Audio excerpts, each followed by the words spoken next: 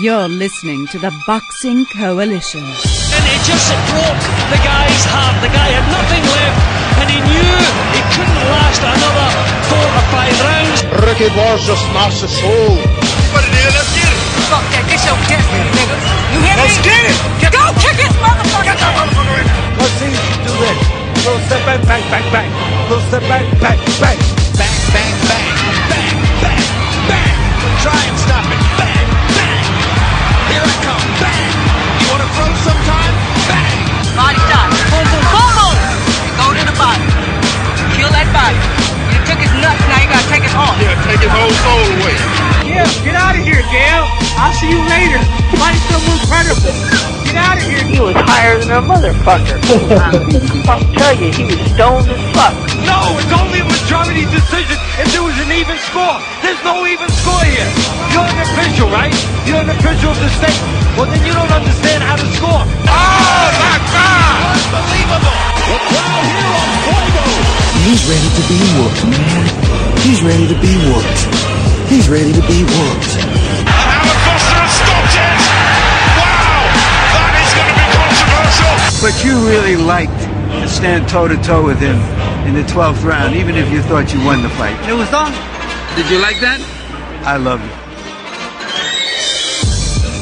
Hello, and welcome to the Boxing Coalition, a place to discuss anything boxing. We have a rotating panel of hosts that consist of Chemo, Mao Alpha, Cam, Daniel Lim, and MV Chu. If you want to have your say, call in on Skype. Just add Box Coalition and get involved in the show.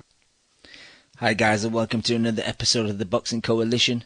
My name is Cam. Joining me tonight, Ari Gold Boss, Kevin Horn, Leon, aka Monocle78, and Dave the Sinister. Hope all you guys are well. Dave, I'll start with you, seeing as though you've not been on the show for a while. Should we start in the UK or should we start in the US? Let's go with the US. Let's get right into it. Okay then, we'll start in the US. Jhonny Gonzalez. You told about the guy with the Eurobum shirt. You know he's going to go US. Oh yeah. That's a good point actually, but yeah. Dave, Jhonny Gonzalez versus Gary Russell Jr. Totally didn't go the way I expected it to. Was it the same for you? Yeah, I was totally blown out the water, man. You know, going into that, I've watched Jhonny Gonzalez over the years. I'm a little bit aware of him and his limitations and his abilities. And I honestly couldn't recall him ever being outboxed. So to me, it really came down to, did Russell have enough power to stop Gonzalez? And I didn't think he would ever get close enough with those little midget arms, man. I guess I was wrong.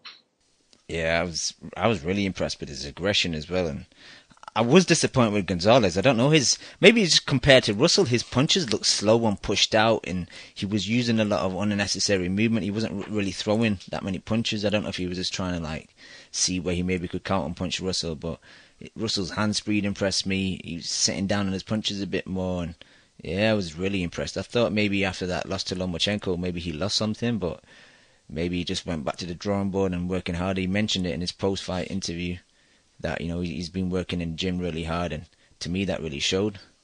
But Ari, what did you think? Well, the Russell fight. Yeah, it was impressive. I had him by decision, but you know, I didn't expect him to do that to Gonzalez. You know, he showed that, you know, Russell's always been known for his inside game, really, where not in the sense of where, you know, he's Mexican style inside game, but you know, he's fast with it. He's fast with his hands. He hasn't got the foot speed, but he's fast with his hands. You know, Gonzalez looked surprised. Maybe didn't know he expected different. Maybe he expected a soulless opponent, but you know, he got overwhelmed.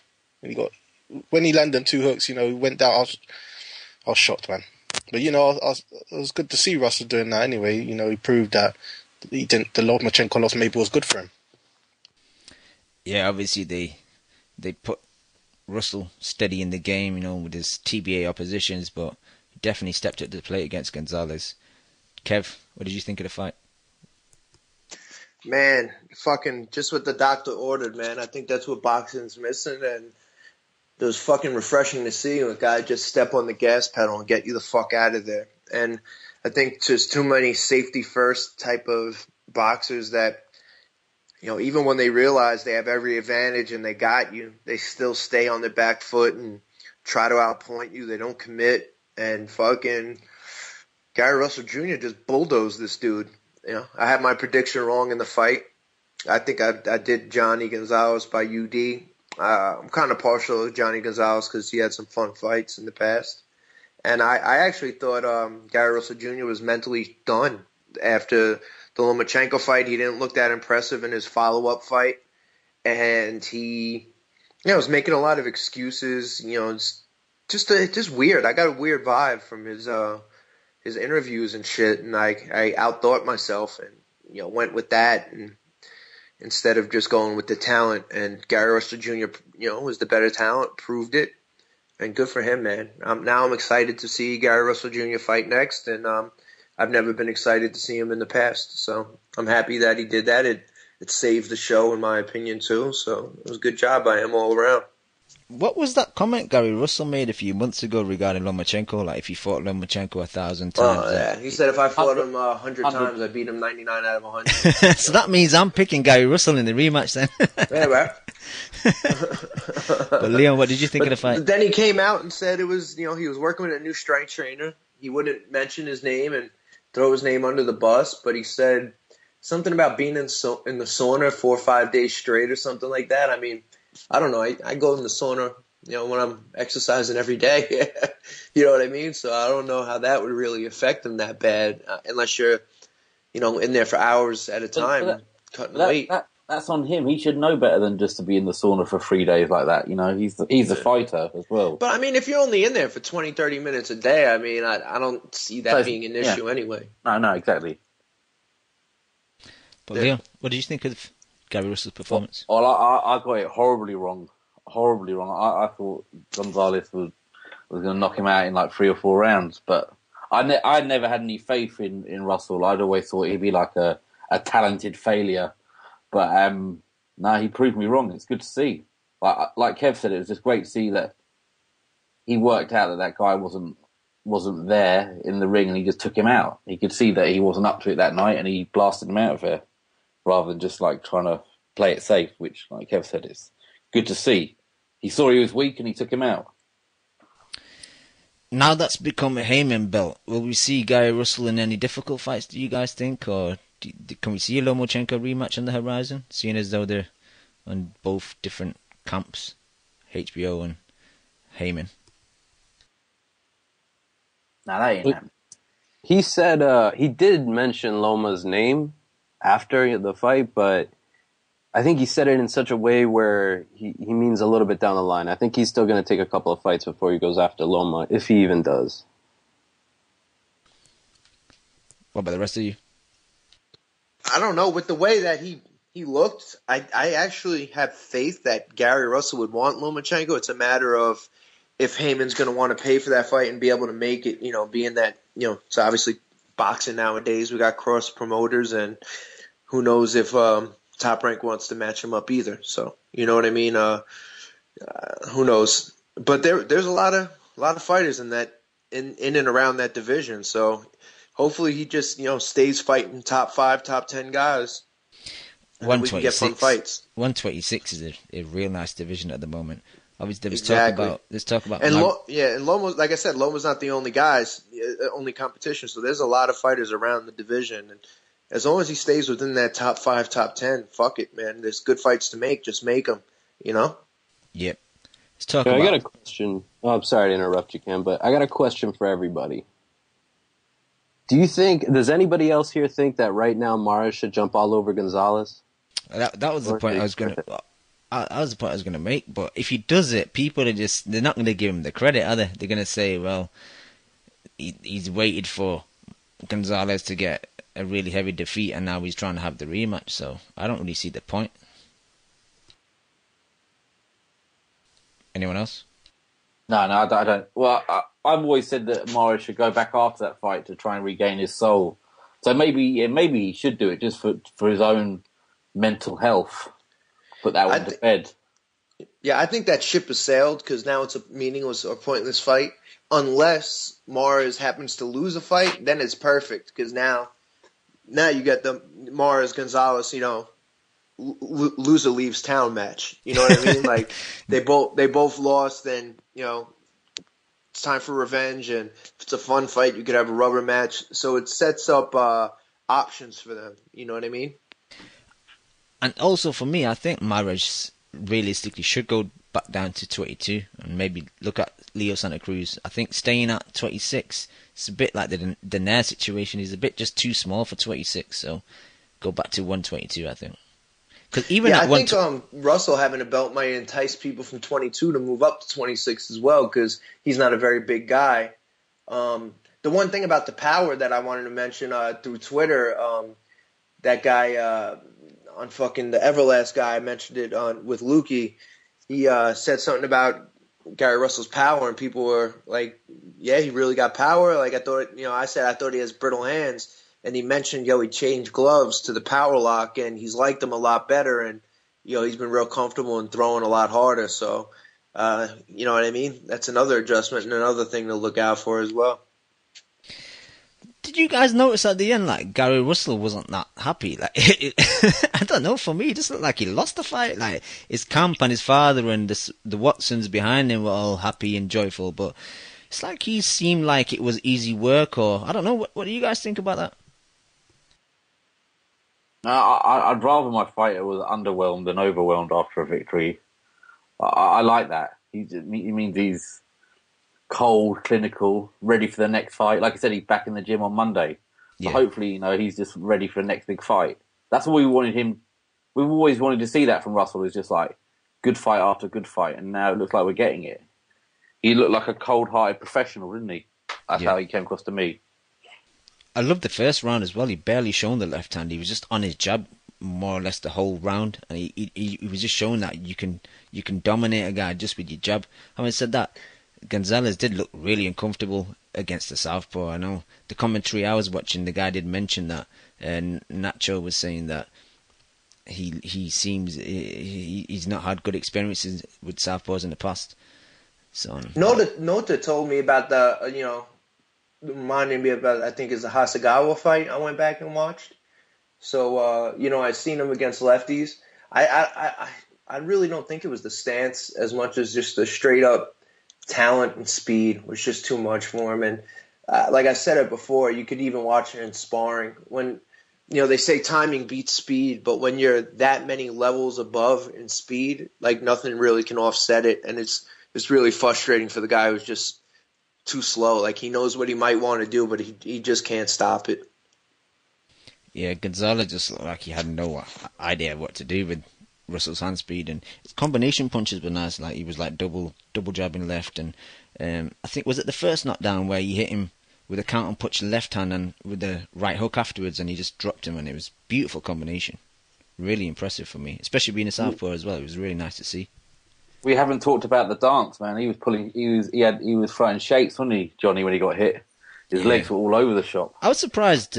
They were really shaking Stevens. I was surprised Mr. High Top Fade Tony Weeks didn't stop it then, because I thought, But I think maybe give the champ a bit of extra kudos, and give him a chance, because for the fight to kind of get early in the round, I was so surprised that I was like, I thought this is going unanimous. I changed my pick, I think, in the last 2 days. Everyone that tweets me on Twitter saying, I changed my pick and I fucked up, I should have stayed with my original pick, and I always replying saying, never change your pick. But I actually went against myself today on Friday and changed my pick to Russell. I was hearing a lot of people just talking about maybe the hand speed's just going to overwhelm Jhonny Gonzalez, and I went for unanimous decision. I never expected a performance like that from Gary Russell, so definitely impressed. Did you? You're a lefty, but you're a little bit more of a bigger, longer type of reach guy, especially from when I seen like a couple of your videos. You like to use that jab and the 1-2 and stuff, but like maybe because I guess the joke because of how short his arms are. But you see how short that left hand was? He turned it over, boom, like a 6-inch punch, man. Yeah. And he turned it over right down the middle. He was able to get inside, had his foot right on the outside, and he really just, shortest distance between 2 points is a straight line, and it was like from the elbow, just turned over and boom, shot it right there. It was fucking explosive, and it was even more impressive that he could put the right hook right behind it just because of how short that left hand was, And the accuracy of the right hook as well, because he caught him right on the chin, and it was a beautiful shot, just put him straight down. Yeah. Normally you throw something that short, that sharp, you might smother yourself afterwards, or you might have to, pivot out, duck under, pivot out, and he was able to just, turn that right over and come right back with the right. I was fucking very impressive, man. You know me, I'm a hater. I'm very critical. I try not to, I feel like our time is valuable. You know what I mean? And we're given a lot of time and effort to watch these fights and dedication, like and I love when they come out and give us an effort like that and just fucking stone somebody. And that was great, man. It was great. Especially when you don't expect it. It's when it goes totally against your expectations, because I think most people thought either maybe a Gonzalez knockout or Gary Russell UD. So to get like something that no one really expected, it's a nice mix, because these days you can look at a card, especially with Mr. Heyman, and you can predict just the fights. Pencil in the favorites and UD, right? Exactly. Like there's no randomness anymore to the majority of boxing. It's a bit too easy work for most of the bigger names. So it's refreshing to see like a very close pick and fight, and then it doesn't go the way you expect. Yeah, especially following the fight that it did. It was that was everything that I dislike about boxing at the day, and then to everything I love about boxing. So it's like you get turned off and then pumped right back up. It was perfect. Well, that's a great segue, Kev. What did you get? That's why I do what I do. Why did you get turned off with the Vanes Matarosian versus Jamel Charlo fight? I think I know you guys heard me say it before. I think it was classic boxing nowadays. The whole pad work, there's just no commitment to power, and it's all one level. I said it's like NASCAR without the car crash. It's one speed in circles, and it just no one really committed. No one was really assertive. No one tried taking over at any time, and it was just a repeat round after round kind of. And I thought it was kind of boring. And you could see the talent. Like you could see Charlo's a talented person. He doing certain counters, as well as Vanes countering jabs with his own jab, coming right over the top of Charlo's jab with his own jab sometimes, and it was good. Like it was decent work, but at the same time, it kind of looked like a sparring session. It was the same shit over and over again, and it looked like no one was going 100%. It looked like there was an agreement between each other. Hey, we're gonna just do enough to keep each other off each other and go 12 rounds. And it's fucking boring to me, man. Kev, did you score the fight? And if you did, or even if you didn't, who do you think won the fight? I scored the fight for Vanes. I think Naota and myself were scoring the fight at the same time together, and we had very similar scores. I think we had the same exact score, but we had 2 rounds different. So I was surprised when one of the judges had it 97-93, so 7-3 for Charlo. I just didn't think he landed enough effective punches.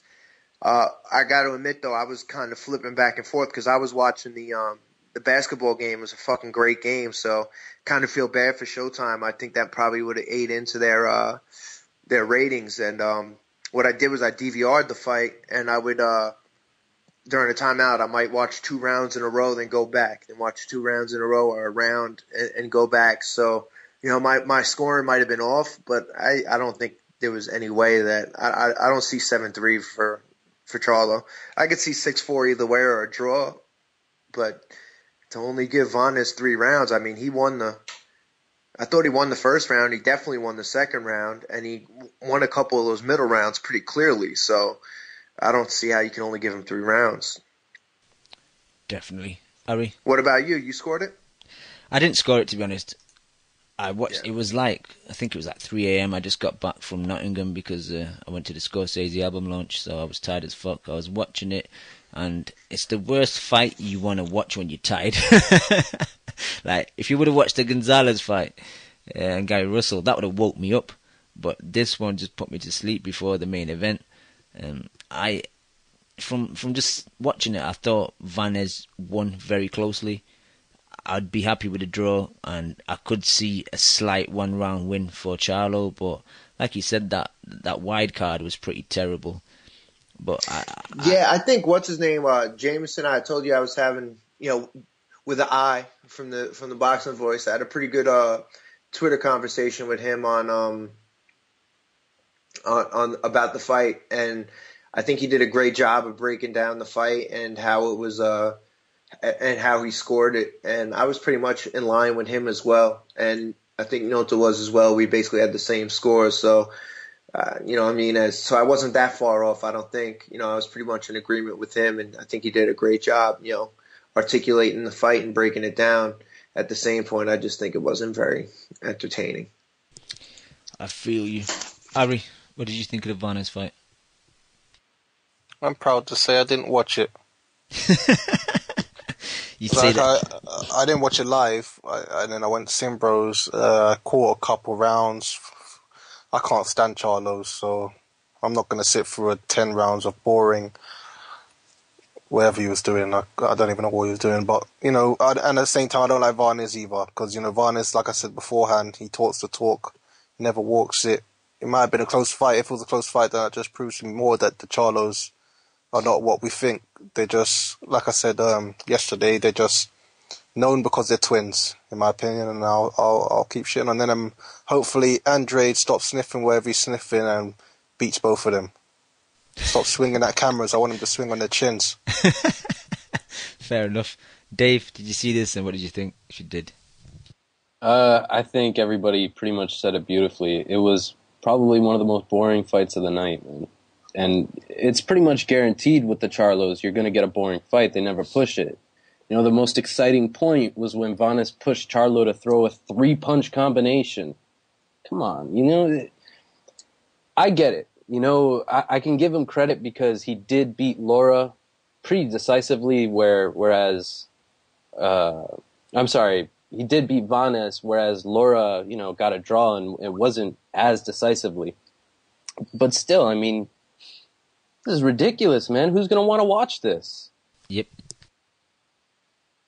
I agree. Hey, Kim, did you happen to see the cut when the ref was questioning him about the cut? I did see it, but was it the ref questioning him, or was it the ringside doctor questioning him? The doctor, that's what it was. Yeah. Was that a little shady, a little odd to you? And it seemed like, I don't know, it seemed like Varnes was trying to get out the fight. No, I don't say get out the fight. I think he was basically trying to see, like, hey, if I do they just go to the cards because I think I'm up, kind of thing.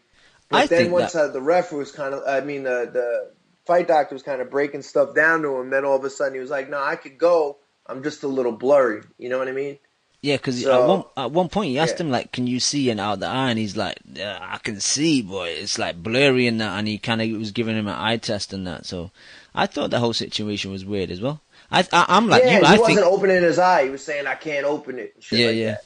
I'm like you. I think mentally he was trying to think, okay, if the fight is stopped now, and the refs announced it's a head clash, will it go to the cards? I think he was thinking like that, to be honest.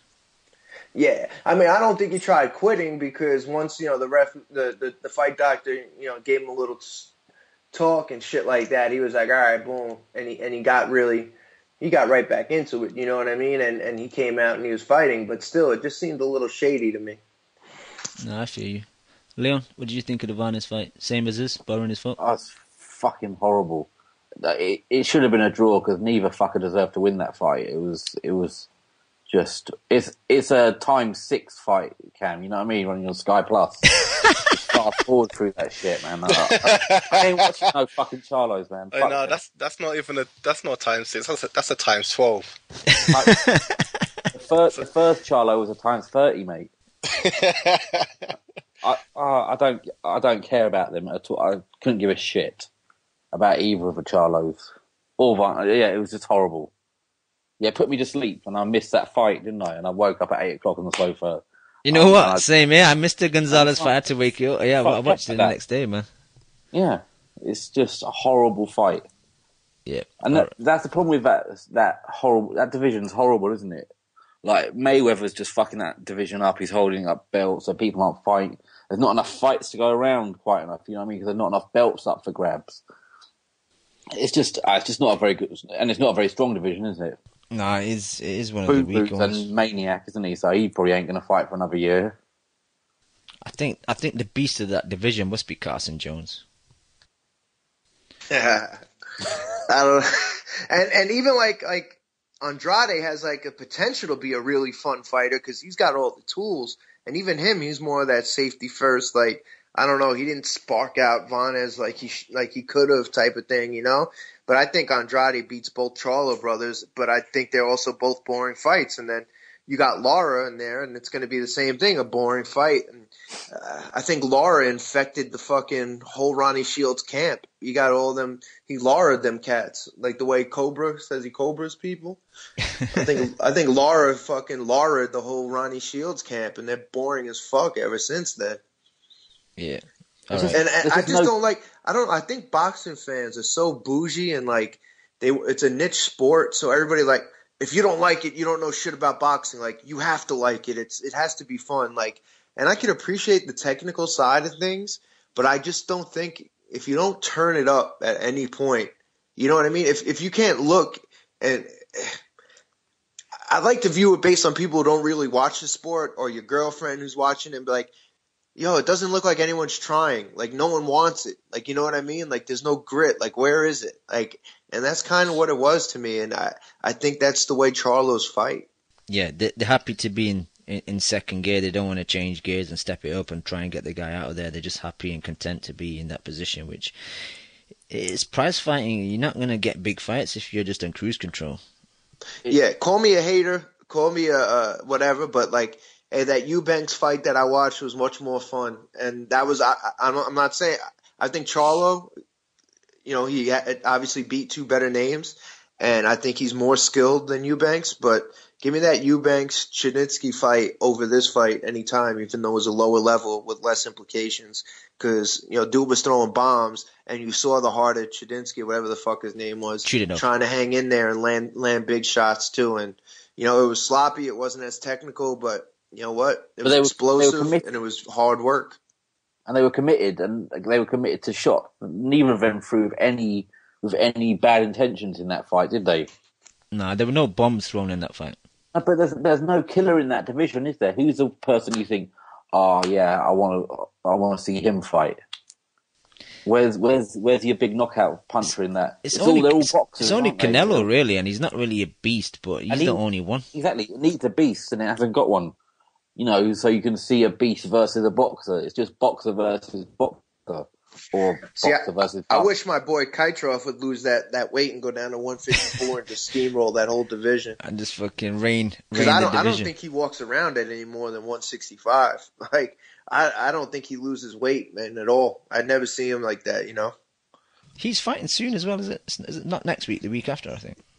Yeah, he's fighting in April, like April 11th, maybe. I don't know. He's fighting Aaron Coley, who's Lukey's boy. He's always at the in a lot of Lukey's videos. He trains out there in Cali. He also trains in TMT. You see, there's a lot of video on him sparring in like the TMT gyms with Badu Jack and Leon, Jay Leon, and those guys. So he's got a little bit of a name. So it's you versus Lukey on the podcast that day, then, yeah. That's it, man.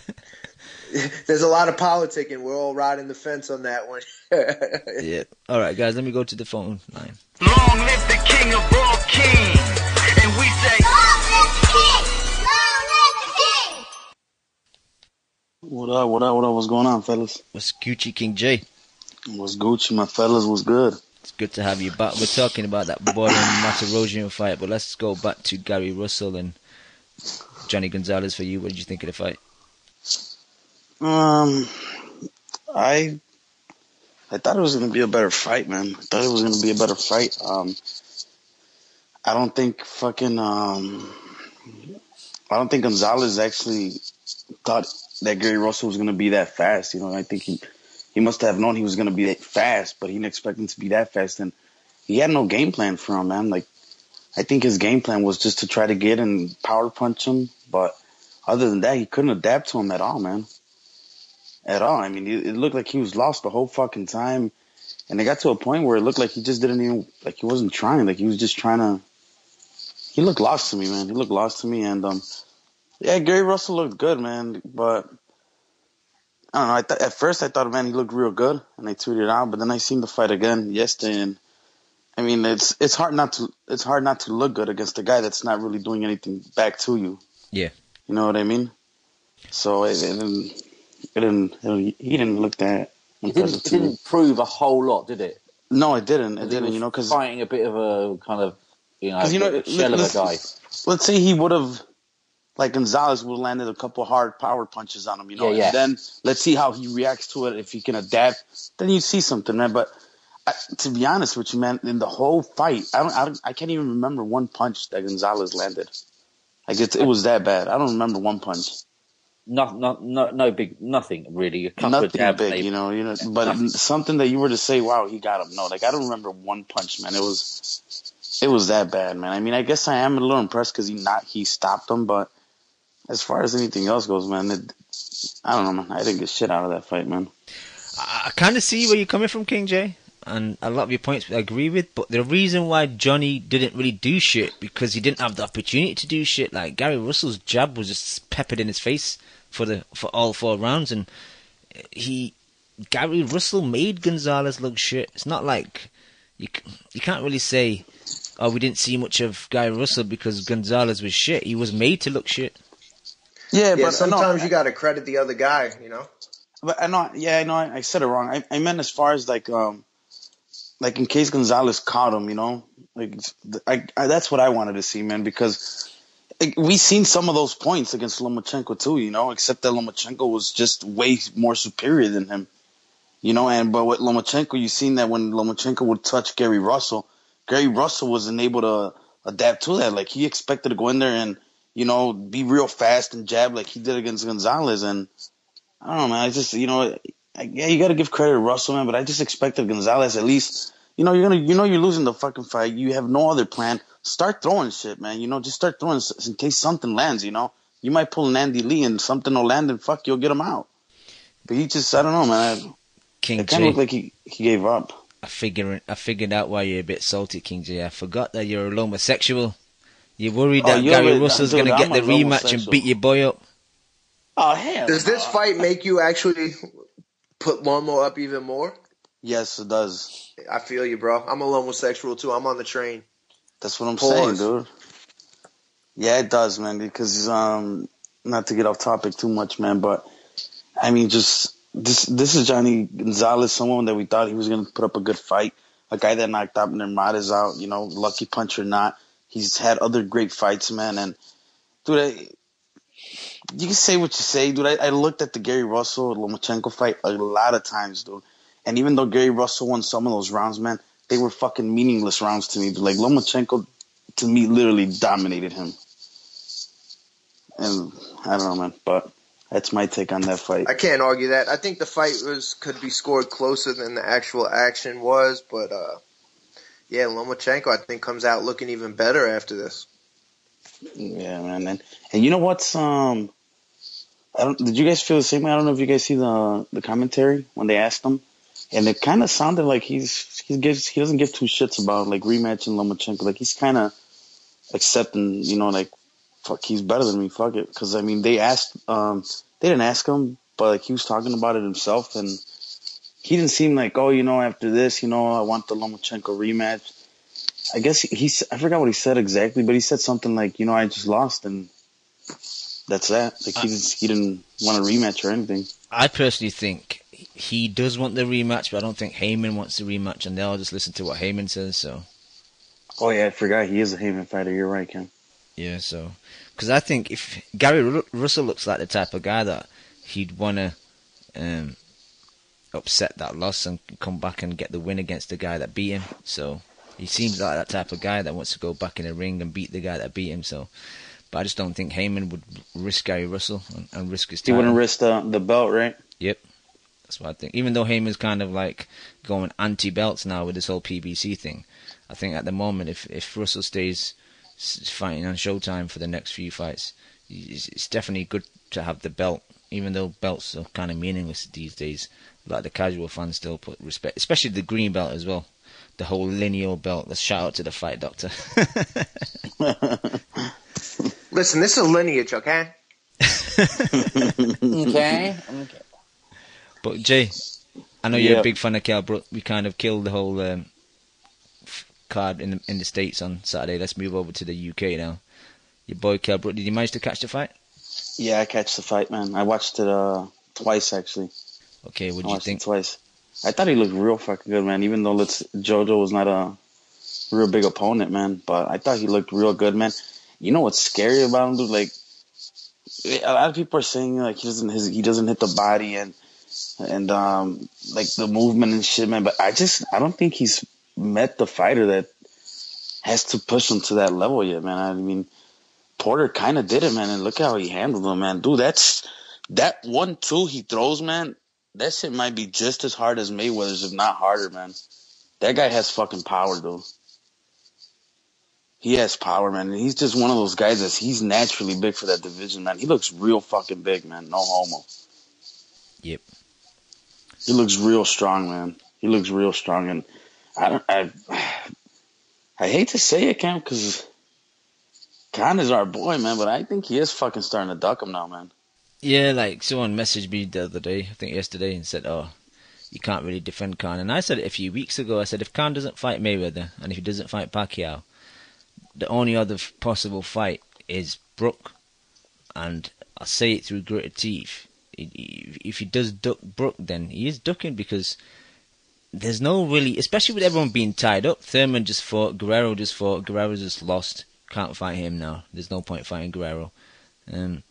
Pacquiao, Mayweather tied up, and they're probably tied up for a rematch. I can see a rematch happening with that fight. And if you're not going to fight Thurman, which is the boogeyman in the division, and Maidana, I don't really see the point in that fight unless Brook went in a different direction. Fair enough. But with the whole Eddie Hearn and the Brook camp saying, look, we've got this date, I think, is it June 13th they were saying, or June 14th or something like that. That is before Ramadan, so really, Khan has no reason to not fight. You can't really use the Ramadan excuse. He tried throwing that excuse in, the Ramadan excuse. Khan's coming my way. He's coming around my way. Yep, Cam, I was actually going to ask you just to confirm that Ramadan is the 17th. Well, with Ramadan, it's usually on the sighting on the moon, so you can never 100%. Going for avocado. You can never 100% confirm it, but I think they're either saying the 17th or the 18th. Yeah, well, Hearn's saying the 13th, so, and he's already saying Ramadan was an excuse. So, I know he's your boy, but I'm gonna have to shit on him a bit later. I don't know if I'm doing it yet. If you, Jay, you done with the Brook, or you want to keep going?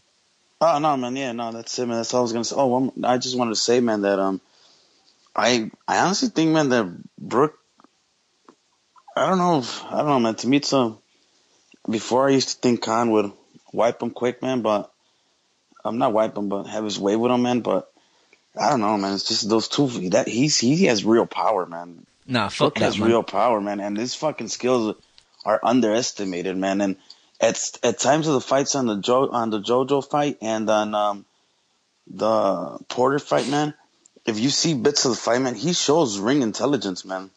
He was able to duck a lot of those shots, man, that Porter was throwing, man. So I think he's underestimated, man. So now that I've watched the fight again against Porter and then the JoJo fight, man, I have the fight a lot more closer now, man.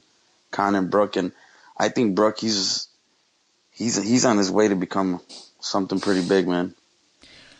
I can't take much out of that JoJo Dan performance apart from the condition of Kell's leg, and it seems like the rehabilitation has been good.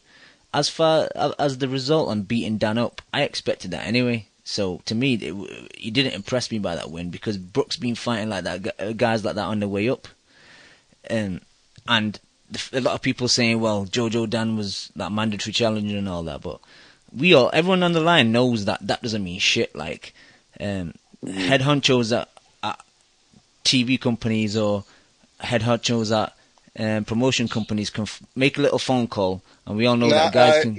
No, Cam, no, not happening. Okay, go on. You know IBF don't mess around with these mandatories. They're even forcing Kovalev to fight this Mohammadi guy that no one even knows about before he fights Stevenson.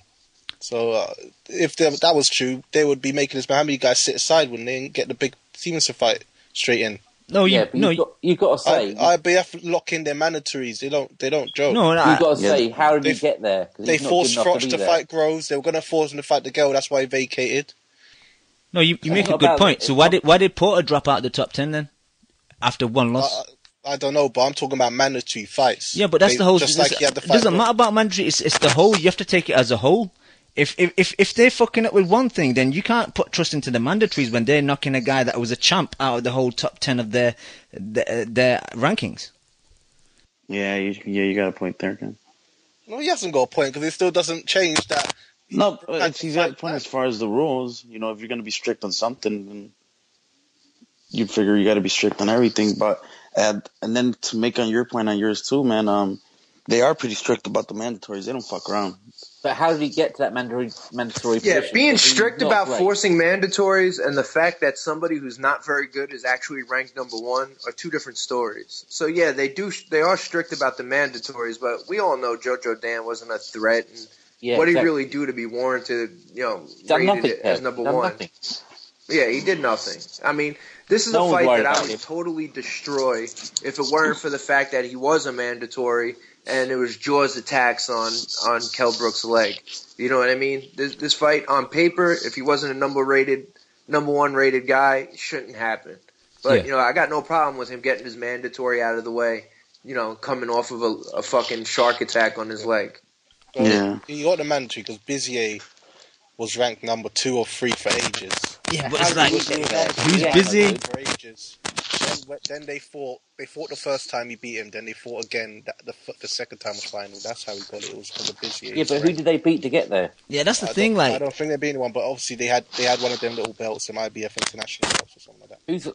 But Brook, King J, we're getting some interference with your mic. Oh shit! Let me just gonna mute myself. Okay. Yeah, I agree with what Leon and Kev are saying. I'd say is impressive. I didn't expect him to blitz him that quickly. Obviously, I expected him to knock him out, but he's coming off such a long layoff and such a bad injury that you have to say it's quite impressive the way he just killed the guy. Yeah, but I still got one thing I could say that didn't look good was Brook didn't target the body. I don't know if he even threw to the body the whole fight. That's one thing maybe Brook needs to sort out, is that he doesn't really throw enough body punches. And he headhunts. But, at the same time he headhunts because he's got such great timing and, he lands usually, even though he was reaching at times because, he hurt the guy and he was trying to put on a show for the guys and everything like that. But other than that, he does need to try and throw in some more body punches. Ari, I think the mic's yours, Sure? Yeah, watch this shit turn out to be you, Cam. No, yeah, that wasn't me, Cam. I'm you, Cam, because I'm on mute unless I talk. All right. Yeah, that was you, I Ari. muted myself. Yeah, but it was just going off real bad when you were talking, Ari. Yeah, it was you, Ari, man. No, I can't. I don't know. Wait, hold on. Wait, did you hear what I was saying? Ari, let me just hang up. Cam, you dunked on me for no reason? Yeah, I apologize about that, King J. I thought it was you, but I think it's Ari, All right, Ari's back. Yeah, it's got to be because it cut out now. There's no... What about now? No back for you. It's okay now. Yeah. I was putting my mic in now. I don't know. I was on mute the whole time, so I don't know. And I could hear the rustling myself, so I'm not sure if it was me. I think you might need to reset your computer or something because it came back a bit when you were talking.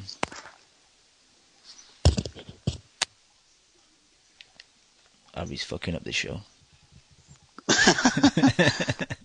Sorry, hey, King J, for hanging up on you, brother.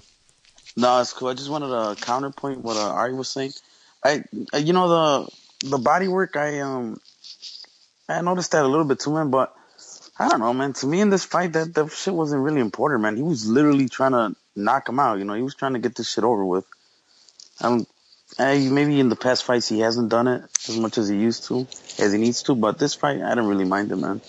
I put 8th round knockout in the prediction league just because I thought maybe Brook would start slow, kind of give his leg a bit of time to get into the fight, but he just blitzed him. But I've got to say that JoJo Dan was very poor, man. I was really unimpressed with that guy. I've seen him against Bizier twice, and even those fights were shit. Both of them are not really on a world level. I felt like he was a bigger Rat Salka. Honestly, man, he He was shit, man. Like no. Yo, it's funny you said that, King J. I said the same thing. He looks physically like a taller, bigger Rod Salka. He had the same like slumped shoulders, no muscle tone. Like I was like, what the fuck? The jittery legs and the jab. I don't know, man. Fuck it. But what did you think of the post-fight interview? Did you guys get that in the States when he was talking? Oh yeah, we got it. Yeah, we had the whole broadcast, the Watt and hailing, and then we had Brook on the post-fight talking mad shit, telling Khan he got them delicate whiskers. He's ready to put him out. I was digging it, man, but I did not like how Rios and Juan Manuel Marquez's name came up. Oh like, shit, Marquez, Kev, that's Marquez is nursing a knee injury. Yo, Kev, hasn't done shit. Kev, I was gonna jump on Ari about that because I'm thinking you're calling out a guy that's shot, who's probably gonna have brain damage soon. You're calling out a guy that's like 41, 42 years old who's got a knee injury, and who was the third name you mentioned? Khan, I think. Yeah, he had Khan, Marquez, and Rios, and honestly, I'll watch the Rios fight because you know what, Rios is usually fun, so he deserves my rating on the TV to watch it. But what the fuck has he done to deserve a shot? You know what I mean? Yeah. So it's like, I don't know. If boxing was legit and a real sport, like you would get Brook versus Thurman next, the two best fucking welterweights not named Mayweather and fucking Pacquiao with power that been steamrolling some people. I don't know. That's a real good fight too, man. That's a real good fight. I think that's the 50-50 top level fight. Maybe 60-40 Thurman because Thurman has more hype. But I think it's 50-50 and two big guys. Will Thurman come punches. here? Will Thurman come here? He said he would go over there and fight him. Okay, yeah, but will come on, man. No, the question is, would Heyman and allowing Heyman to give you the ticket? That's two different things. Yeah, that's the real question. Will Heyman let him come? Yeah.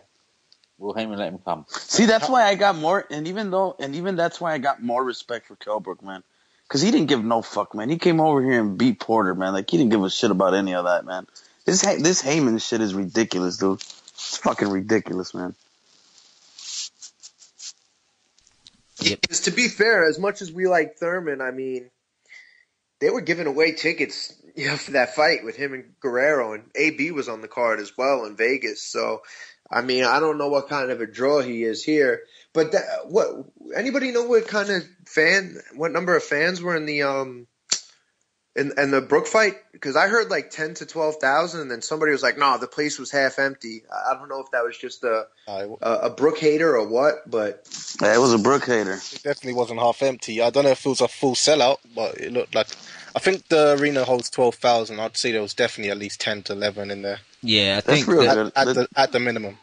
It's that good numbers for over there, yeah, right? Yeah, that's good numbers. I mean, that's good. Who in the UK? Who in the US does 10,000? Nobody. Keith Thurman doesn't. No matter what you charge for tickets, you can't give away. You can't get 10,000 people to show up for boxing, which is pretty pathetic. I mean, we talk about Broner being a draw in Cincinnati, but doesn't he only do like 7,000 tickets? Like, you know what I mean? And 1,000 of them are seen like it's his entourage in the front row and shit.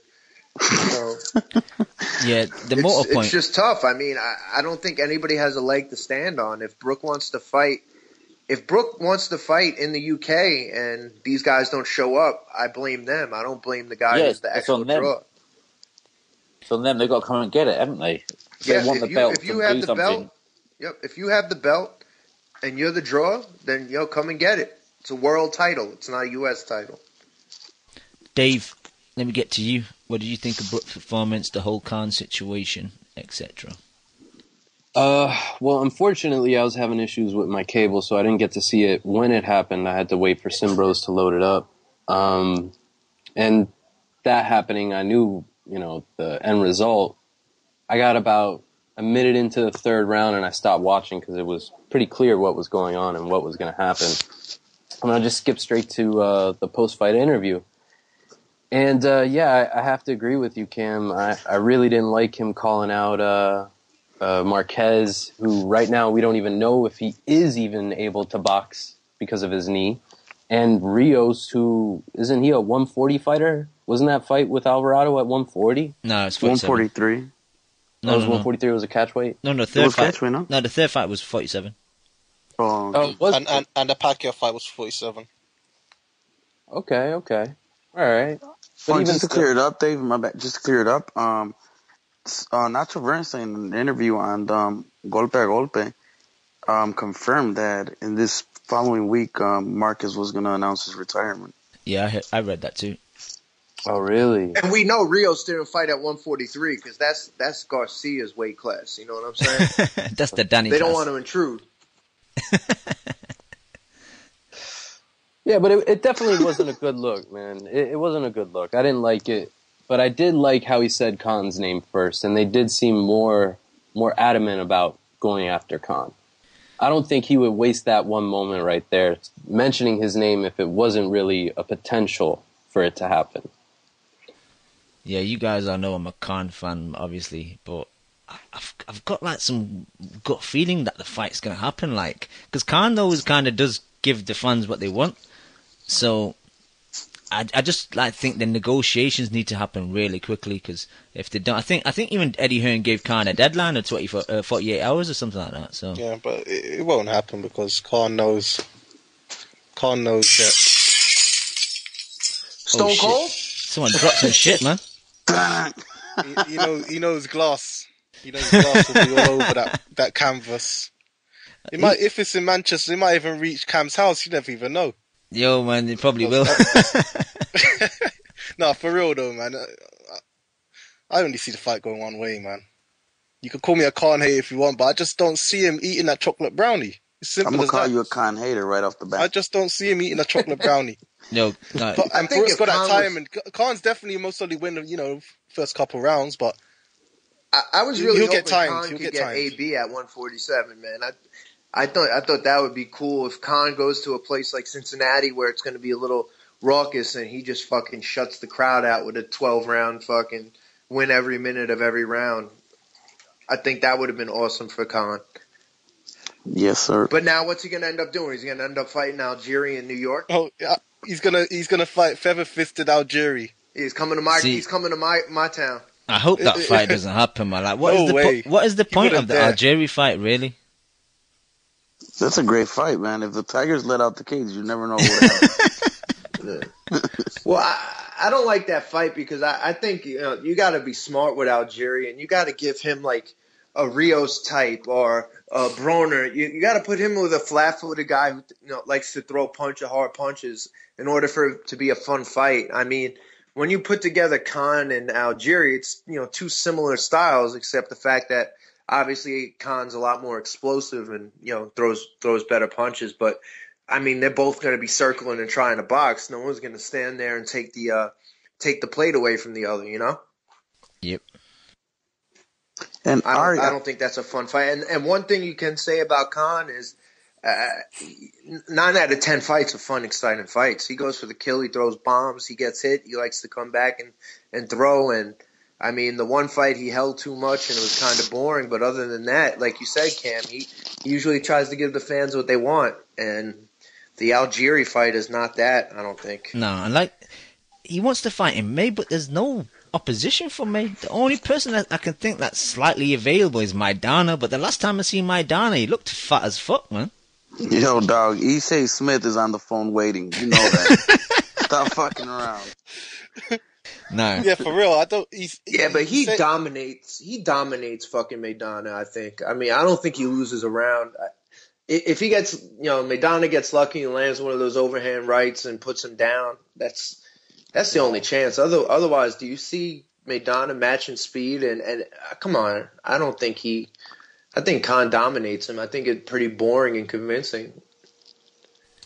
I think you're going to get a replay of the second Mayweather fight, pretty much, where every round. Except that in a better fashion, in my opinion.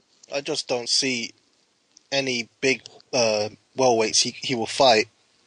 He apparently wants to fight May 30th, but who's available? That's the question. So he can say what he wants because I've seen his fight interview about Brook and Furman saying that they need to fight better guys, but You fought Devin Alexander, so how is Brook or Thurman not worthy? You know, is it because they got big power? I don't know. But there is no other fighters out there. They're all locked in. So I don't understand what he's going to do. Yeah, but the other, I think on the other side, Brook just looks a bit beggy now, like a bit desperate. He should just tone it down a bit, man. Like, if it's going to happen, it will happen. He just looks so desperate, calling him out all the time. But to me, that's what it looks like to me. And he doesn't give himself any kind of position of power. He just looks like he's desperate for the fight. So Khan can just keep on pushing back on him. It's like you need to take it away a bit, and then Khan will think, "Fuck, I ain't got no fight."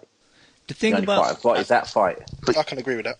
But you know what? I can understand that, man. Because if he keeps doing that and he pushes Khan to make the fight, and he beats Khan, man, Brook's stardom is gonna fucking go through the roof. You know what I mean? For me, Khan keeps saying, he said in an interview today that I read that he feels disrespected the way like Brook's talking about him and stuff, which I can understand. But the best way to shut someone up is fight him and beat him, and then it's like they hate each other. What's he gonna say nice stuff about him? Exactly. They fucking despise each other. Can't disrespect. Fucking just be a man. It's only fucking words. How would you guys put that fight on a percentage wise? To me, I would say Khan 60-40 or like 55-45, something like that. I'd agree with a 60-40 split in a pay-per-view, if it's a pay-per-view. Obviously, it's a pay-per-view event, yeah. I think 60-40 would be good. I think 50-50 because I don't think Khan realises the hate he's going to get if he fights over here. Nah, that crowd will be against him, man. But Leon, we're talking about in terms of. I thought we're talking about in terms of money. I want to talk about both money and how the fight's going to go. Oh, I think it's a 50-50 fight, but in terms of money, it's 60-40 for Khan split. Yeah, easily. You know, Khan, he's a prima donna. He's not taking nothing less. He's going to put himself in that Mayweather position. But Brook's got to be clever. You've got to pay him to get him over here, and if you beat him, you'll make money next time. You know, you don't need to try and make money off him. He needs to snatch his soul, and then he can make money after it if he believes he can beat him. But you know. Anyway, I just say on that, JoJo, he did exactly what he needed to do in this fight. Like, you can't say it was loads of plus or loads of negative. He did exactly what he should be doing to a boxer of that standard. Knocking him out in 4 rounds that's the best he could have hoped for. Obviously, Hearn's talking about Wembley for this. Is it June 13th date? Do you think that's just to piss Khan off? Do you think Brook will fight again in June? Obviously not at Wembley, but because to me, I can see that whole thing just doing it to make Khan look bad, and Brook will probably fight again in maybe August, September, something like that. Well, no, I've seen Hearn say if Khan fight doesn't happen, he'll most probably fight in July, but obviously they know Khan is not available in July, August, so they don't mind fighting earlier if that Khan fight's available. Obviously, it doesn't look like that, so I think he'll be back in July. And realistically, Ari, who do you see the opponent being? I really don't know. I could see it being Rios, but then also, don't know, man. Rios or Berto. Hopefully not Berto. Rios is the most consistent name they've mentioned. God, I hope it's not Rios, Since after that Porter fight, they've meant every interview about a potential fight, Rios' name's been mentioned. It's like it's already done. Yeah. King J, you were going to ask me something. I just hope it's not Rios, man. He will murder Rios. He'll destroy him. King J, you were going to ask me something before I said. Yeah, I was going to ask, how long is Ramadan? Usually 30 days, 31 days, it depends. All right. I've got to say, I think Brook's a problem in that division. You know, for a lot of people, I think he beats a lot of people in that division. He's so big at the weight, and everyone says he's got no inside game, which maybe he doesn't, but he can manhandle. He'll manhandle most welterweights around that ring. Well, if he could hold Porter like he did and control Porter like that, he's going to march him to the ropes. You know, look what Porter did to Devon and Paulie, and Brook was able to tame him. But I was going to say, Leon, were you surprised how light Brook came in? He came in at 145. I was surprised. Yeah, and he looked good. And so he can he can go in heavier again. I just don't see who's bigger than him in that weight. Furman's size, maybe Furman's the closest thing. if he handled Porter, man, everyone else he'll fucking run through it, man. I think that's the one thing that might go against Khan in that fight is that, you know, he's going to try and clinch him, and then he might, you know, he was getting shots on the inside last night. I know it was only against JoJo Dan, but he was able to hit, like, just as in the clinch, he was able to get off a few little uppercuts and stuff. And if Khan tries to go into a wrestling match with him, then, you know, he'll march him all over that ring and wear him down. I'm not saying he beats him, I'm just saying that Khan's tactics at the moment, I wouldn't say were the perfect tactics to beat Brook. Okay. Anyone else got anything regarding Brook before I just want to talk about one fight on the undercard? I just want to say really quickly to Leon, real quick. I think you underestimate that clinch, man. I think you underestimate that. What? It's not this clinch. I'm talking about once you're in the clinch, Brook's a bigger guy. He will, you know. Yeah, but what's he going to do if he has his arms wrapped up, though? He's just going to march. He's just going to walk him all over the ring, lean on him, and just wear him down. Yeah, but that doesn't get you points. That doesn't get you points. It takes energy away from him. And then as you wear that glass chin down, if he gets tired with that chin, he's in trouble. Well, Dave, I don't see Brook beating Khan by decision here. I'm talking about a chocolate brownie right hand KO. I'm saying he wears him down and gets him. But you know, but you guys are forgetting that Khan's he's really good, man, on the holding game, man. He throws good punches, man. If you go back at the Luis Collazo fight, when they would hold, and as soon as they let go, he'd combo that. He'd do these fast. He'll combo 3 punches in. But I think Brook's clever enough not to get done like that. But I'm not saying he wins. I'm just putting this side of the argument up at the moment. I think that his new defensive style that Khan has might suit Brook. We'll see. I don't know, man. I just think it'll be a good fight, man. Be a hell of a fight. It'll be either I don't know. In my eyes, Khan fucking schools him bad, or if not, I'm going the Ari route, man. He's gonna stop fucking Khan. I mean, the thing that I noticed with Brook is that, or at least against Jones showed that pressure. You know what I mean? Like, he doesn't really respond to pressure. And what's Khan do? He throws like 4 and 5 and 6 punch combinations at will if he wants. That Carson fight, that was time ago, man. That's a different fighter now. He's a different beast now. Yeah, but it shows you the area in which he does struggle. You know what I mean? Like, just because he's gotten better doesn't mean that particular style or those attributes aren't going to trouble later on. You know? But he gassed out in that fight as well. It's not like Carson was dominating. He beat Carson. He's beaten him up for 5-6 rounds. He gassed out. Exactly. They say he had a bad camp. He had a bad weight cut, and then his nose broke. You know, I said yesterday again, he had to go to hospital after that fight because of how much blood he swallowed from that broken nose, and he still turned around in that last 2 rounds. So I can see what you're saying, but at the same time, I think because since that fight, he hasn't looked like that since that. Like Leon said, so I don't know if you can. I give you guys that. He's looked tremendously better since then. I'm just saying, like, back then, like, I really didn't rate Carson Jones. So for him to do as well as he did against Brook, it kind of took my rating of Brook down a little bit. You know what I mean? Yeah, but he'd had a horrible camp. But the one thing is, he's got power in both hands. I mean, he might be one of the biggest punchers in that division, you know. But then, can we also agree? I mean, I asked you guys this one time, and we read the articles, man. And if the rumors are true, man, that back in the day, not too far ago, Khan was giving Brooks the whoops, man. So I mean, what, sparring? Yeah, I haven't heard that. Can you heard that? They said it in the interview when they sat both of them down. I don't know if you've seen the interview. It's like an hour long. Oh, ringside. Yeah, ringside. Yeah. Okay. I can't really remember that ringside. I thought they were both saying that they both beat each other up and they're both, you know, and then, you know, what, both sides of the story kind of thing. I thought it was like that. I think we'll never know the truth about that. True. No one had a video camera filming it, but I do remember Khan was saying that he was giving more of the work to Brook, so we don't really know, like you said. But I just think Brook has improved a lot more in the last in the last couple of fights than I ever imagined he would. He's become a better fighter than I thought he was. Leon, like, I'm gonna sound salty as fuck because everyone knows that I'm kind of fan. But Leon, like, why are you getting so hyped up over Brook, man? Like, what did he? I'm not hyped. What did he show you on Saturday that you've not seen before? Nothing. He did exactly what he's meant to have done. I ain't hyped.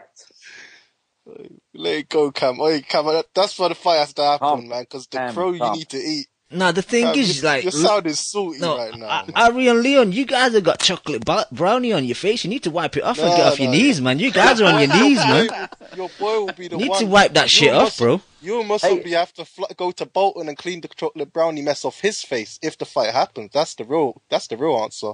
And you seem worried about it because, you disappeared over the weekend. I was trying to contact you. It was like you went into hiding or something, or you went to console Khan about what was going on. I told you, man. I was you in disappeared, Nottingham. Cam. I was in Nottingham for my boy Scorsese's album launched on Saturday night. I missed the Brook fight live. I had to catch it on Sunday.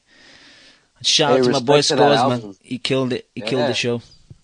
Yo, that album, or that double album, man, that shit's sick. Told you, Dave. Told you. Scores killed it, man. Hey, where's my download link, man? You ain't getting no download. You got to pay for it like everybody else.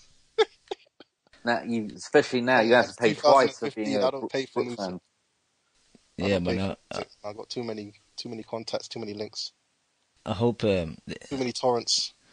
Don't out yourself, man. You're gonna get fucking the cops after you, man. Oh, yeah, I'm good. Illegal downloading. The hip hop police.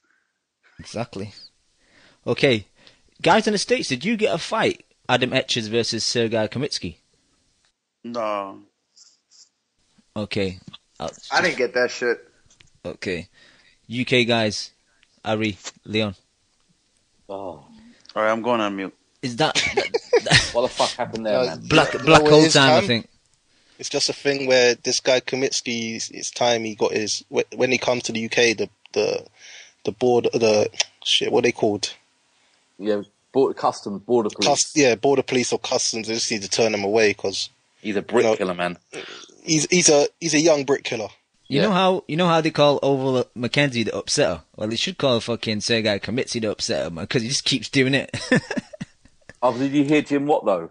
That he should have let him carry on fighting. Yeah, and like Holland was like, "No, Jim, the guy's out, mate," and then he kind of he backtracked on himself afterwards. What, trying to get him killed? Oh man. But you know what, though? Arena. I kind of love them knockouts just for how the arena reacts. You can hear a pin drop. Up until that point, though, Etchers was doing decent. I thought he was doing okay, but he just... Yeah. He like, I think, Hollinger what said, or I don't know, it might have been Frotch in the analysis afterwards, where he kind of lunged in with that jab to the body. He didn't really dip low. And he just fucking caught him with that right counter punch. He was still getting caught by the right hand at times, and you could see Kamitsky was trying to time it. He was, but he was doing okay. Like, he was a bit... The first and second round, he was a bit nervous, and I thought maybe he's kind of just reserving his energy a bit because he's not been 12 rounds before. And I've seen Etchers before. I think he was on... The last time I watched him was on the Kid Galahad undercard when he fought the Brazilian dude. Yeah, and even then, I said at the time, he was a bit plodding, and he seems a bit easy to hit in the pocket. He stands in the pocket a bit more, and he was moving out after he threw his shots, but he was getting timed a bit by Kamitsky, and Kamitsky's got that weird gremlin shaped head, man. He just looks like a beast, man. And that punch that took him out was, for me, that's one of the nominations for knockout of the year so far for me. Oh, definitely. Definitely, yeah. It's kind of like the Groves knockout. I was actually surprised the guy was on his way up. Yeah. He looked like he was sleeping. He was laid out like a starfish. And he tried to kind of raise his head a bit, and then Howard Foster was like, "No, he looked mate." like he was on his way to doing an Undertaker. Yeah. But the ref wouldn't let him. But the fight was over, man. And maybe he needed this because he talks a bit too much sometimes. He acts like he's Etchers. It was a big jump, but at the same time, he has been acting like he's the best middleweight over here. I've seen some stuff he said, and maybe this will humble him a bit. I fell for that shit, man. I'm a dick. Well, you on the train? I was on the train on my mug, man. I mugged myself right off. Fucking idiot. Hey guys, what's going on? Shit, it's Dan. What's happening, Daniel? Hey, what's up, Camp? What's up, Ari? What's up, Leon? What's up, Dave? Easy, man. What's up, Yo. What's up, Kev? How you doing, Dan? Yeah, I'm good, man. I'm good. Are you guys talking about the Kaminsky fight? Yeah. Did you see it? Yeah, I thought it was pretty A-class boxing. Did you really see it? Yeah, a little bit. What was the outcome? Kaminsky destroyed Etchem, man. Etchem? Yeah. Or Ephraim, my bad, Ephraim. Ephraim? You're close with Etchem, man. Oh, my bad. I'm just trying to summarize what the guys in the chat are saying. Fair enough. Dan, you've not been on for a while. We had the weekend with the guy Russell and Gonzalez. Did you see that fight? Yeah, I saw that one. I saw, obviously, the fight that led to it, the Vanez fight, and then lastly, what am I missing? Oh, the Kell Brook fight. I saw that on YouTube today. So cool. All right. How'd you score the Vanez fight? Oh, you didn't care to score? I didn't care, honestly. It was one of those things where I stopped scoring. And that's one of those things where, I actually caught a little bit of the Boxing Voice last night too. And I don't understand how you could argue about a fight that has that little relevance and importance for that long. It's just, I don't I was saying neither fighter deserved to win. Neither of them did enough. It was just a horrible fight. They're both pretty good fighters, but the thing is, like I said, like I mentioned before with Vanez, is that guy kind of has like this, I think, a sparring syndrome where he just doesn't ever utilize all of his skills in an actual fight. And then you kind of have the same thing with Jermell Charlo. Like, the guy is robotic. I mean, he just is a rinse. He just repeats everything that he's been taught, it seems like. He doesn't vary anything up. And if you guys don't remember, I was really high on Jermell back in the day. I thought he was so talented, just purely from like a technical aspect. But it's kind of obvious that he doesn't take any risks. And He just doesn't have that next gear, right? Same. And I don't know. NASCAR, same circles, man. I don't know how he prevails because when he fought Gabe, even though Gabe was a bum, or not was a bum, but even though he was at the same status as he is now, I was still kind of impressed with that fight because he demolished Gabe. He outclassed him. So I don't know, man. That weight division is kind of it's really strange. A couple of years ago we were saying how stacked and loaded it was, but if you take a closer look at it now, it's just kind of really dispersed, and there just doesn't seem to be one guy that's just ready to overtake it. Yeah, we were saying that earlier. It's just not an exciting weight at all. There's just no killer in there. It's missing its big puncher. Yeah, nobody emerged from the young guys. They all just do enough to win. No one sets themselves apart. And yeah, man, I thought it was the same. It was just boring. I thought, what's his name? James did a good job of breaking it down. He was right on point, like with the technical aspects of the fight. But at the same time, it's like to say that it was exciting and watch that 3 times, like, I don't know, man. You got to have something better to do than watch that a second time, in my opinion. I didn't find it fun at all, man. Yeah, I mean, the one thing I will kind of disagree with James is I don't really think Vanez displayed that much ring generalship, at least not to the extent that he was claiming. I thought Vanez, I guess you can say he was controlling the pace of the fight, but he wasn't really doing a good job at it either, so I can't really say that he clearly won that aspect of the fight. Well, I don't know. Whatever. I don't want to talk about that fight, but regarding the rest, I was surprised. I really didn't think Gary would pull that kind of shit off, but it also is one of those things where you just get so caught up in the moment with Jhonny Gonzalez knocking out Abner Mares, right, that you completely forget that the guy isn't an A-class fighter either. But I don't know. What's your guys' general consensus on that fight? Yeah, I don't think he's an A-class fighter, but I don't think that diminishes Gary Russell's performance either, though. Yeah. I think Gary Russell still did if he went out there and you beat him in like an 8-4 boring thing, but he went out and fucking smoked him. So you know what I mean? I still give that props, and I thought it was refreshing, and I thought it was cool, man. I thought it was pretty cool, and I've never been excited about Gary Russell before. Now I'm like, all right, let's see what he's gonna do next. Maybe he carries some momentum and get a good fight next. I think he did a really good job. To get him out of here like that was really good. But I still don't think we learned that much about him from the fight.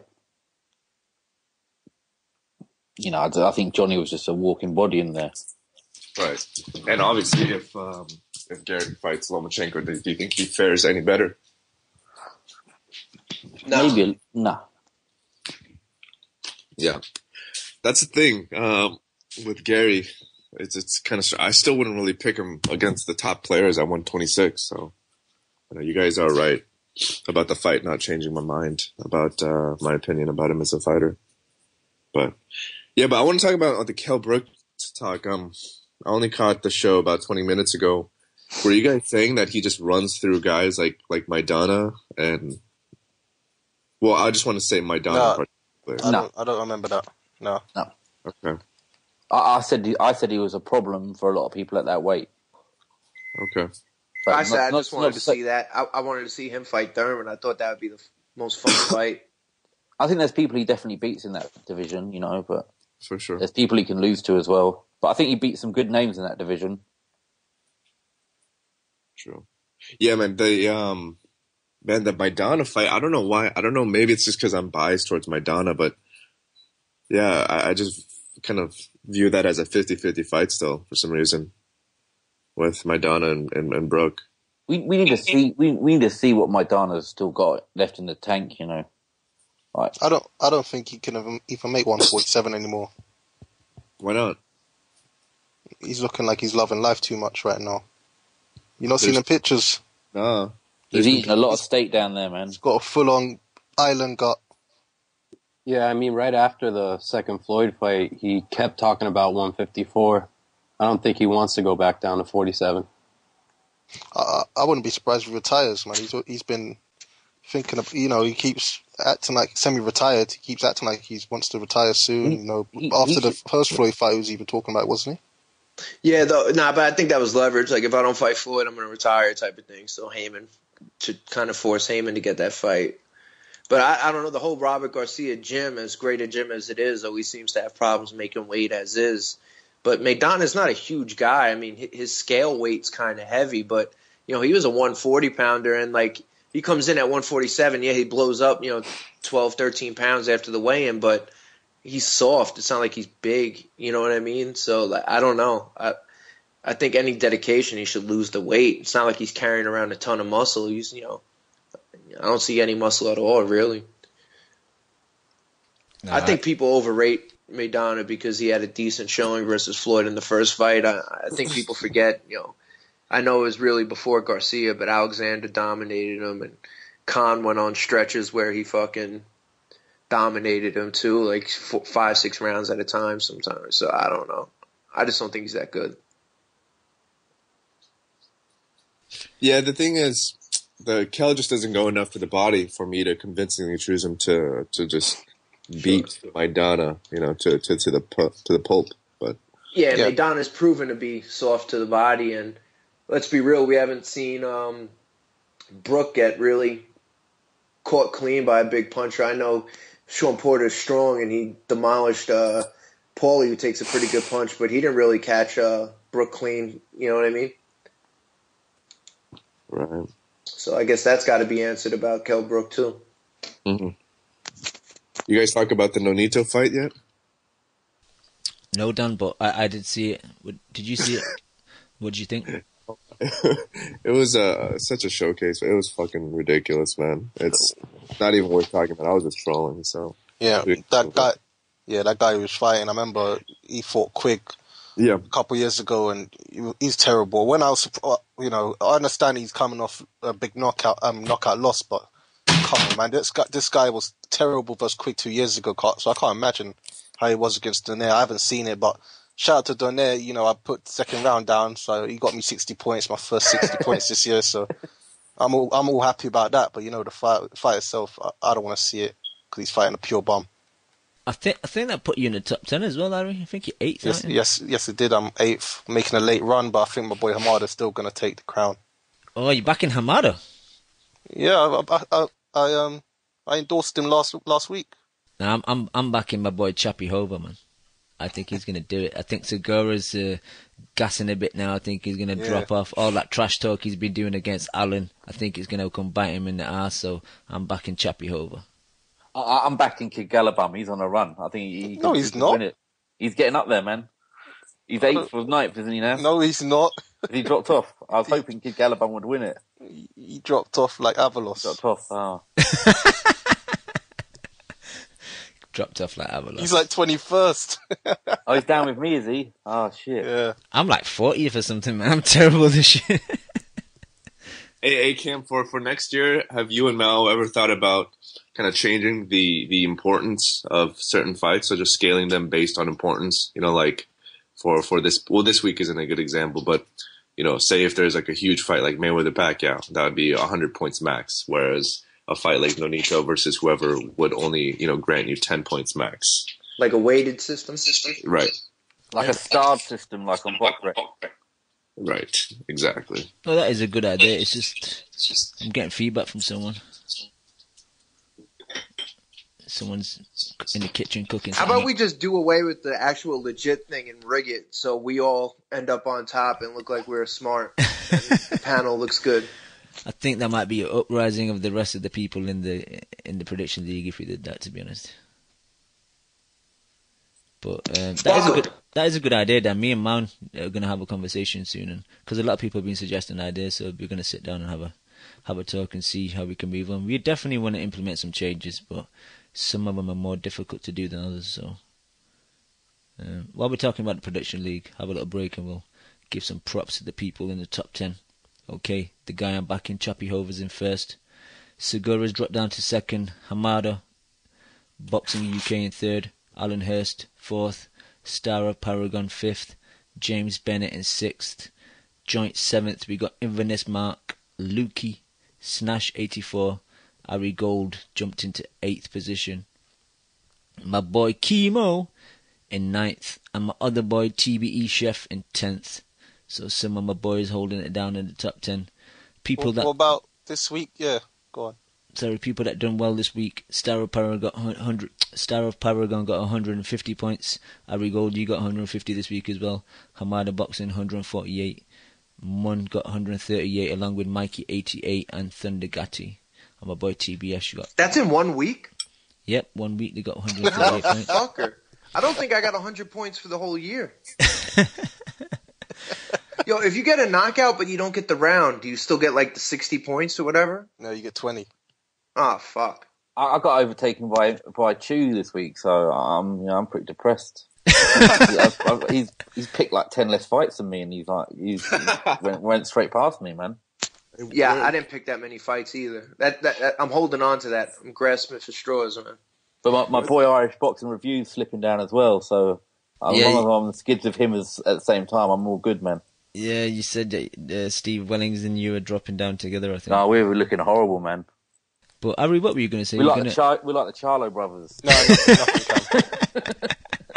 Cam. Nothing, Cam. I was just making sure you said the highest of the week. Yeah, no problem. I'll just give the names of the fights we got this week. We got Peter Petrov versus Gamaliel Diaz. I think he got a technical draw with Anthony Crollo last year. I think when they clashed heads in the second or third round. He's fighting Peter Petrov on ESPN Friday Night Fights. Julian Williams versus Joey Hernandez, Adonis Stevenson versus Saki Obika, and the better beast himself, Arthur Beterbiev versus Gabriel Campillo. 4 fights in the prediction league this week. So none from that terrible Newcastle card. Is that this week? I think it is. Yeah, it is, because the fights are going to be on the same time as the Stevenson. I don't know how Sky are going to do that, because they've got the rights for the Stevenson fight as well. But yeah, so yeah, that's this week. I don't even know, it's a bit late to put one out. I think we'll leave it. The only what would we put? Josh, just first round knockout anyway, innit? So. Yeah, you're spoiling it, Cam, but yeah, that was the plan. Harry, don't you think they've brought that Stevenson fight so they don't have to show much of a UK card, and they'll show like less of a UK card and merge those two things together? Nah, because the time difference would be too late, wouldn't it? No, because the American card's on in the afternoon. Yeah, like 3 p.m. Eastern. Which American card's on 3 p.m. Eastern? So I think we'll get that first, and then we'll get the last 2 UK fights. You think so? Yeah, I think that's how they're going to work it. Wait. Okay. Actually, no, there's a couple decent... You know what, Cam? You might have to add Simmons versus Dickinson. That's a decent fight. Nah, you get me confused. Which fight's at 3 p.m. Eastern? Yeah, I don't know not one of those guys. Stevenson versus Beakers, 3 p.m. Eastern. How can that fight be on in Eastern time at 3 p.m.? Because CBS, isn't it? CBS, yeah. That's how they said they were going to have some afternoon fights. And I think the Kell vs. Darrell will be around that time as well. So that fight's at 3 p.m. in the afternoon? Yeah. I didn't even know that, So that's where the card starts. So obviously they won't be in the ring till if maybe you don't know, now you know. 4:30. Wow. But that's when the card starts. Like how when Fury went over there, he had an early fight. Hey, Kev, Rob Palmer's talking shit on you, man. He's calling you. He says Kev don't know because he's casual. Ooh, shots fired. Hey, but what do you call it? Are you guys okay with that Better Beef Campillo fight? I won't be watching Stevenson versus Bika, so I can give a fuck what time it's on. Oh, you refuse to watch it? I'm sure I'll catch it on YouTube, either later that night or the next day. Oh, man. Hey, Loco Mexican just said that Omar Figueroa got a DUI, man. Yeah. Really? Raging Babe put that on come on, Twitter. man. Burns needs that fight, man. He's in a bad place right now. He needs that payday, man. I'm not even joking. Yeah, he needs a few quid, man. Hey, but are you guys okay, though, again, with Better Beef Campillo? I am, yeah. Well, I see Better Beef taking him out inside 5. Yeah, he'll destroy him. Nah, I disagree. I think that's going to go the distance. Really? Yep. Who's the last person that Campillo got knocked out by? From Farah. Oh, shit. Come on, man. Well, there you go. Did he? Fuck, yeah, he did. Nah, I'm backing my southpaw. You know me and my southpaws. And secondly, do you guys think Bika presents any challenge for Stevenson? Only if he can land one of them wild hooks. Bika's fucking horrible to watch, man. The guy's like a drunk He's got street a chin on brawler. him, man. He's got a chin, but it's not like technical boxing. It's just like a street brawler that's drunk outside a pub just fighting a guy that's tried to talk to his girlfriend or something like that. I don't think he has that problem. There's no skill to it.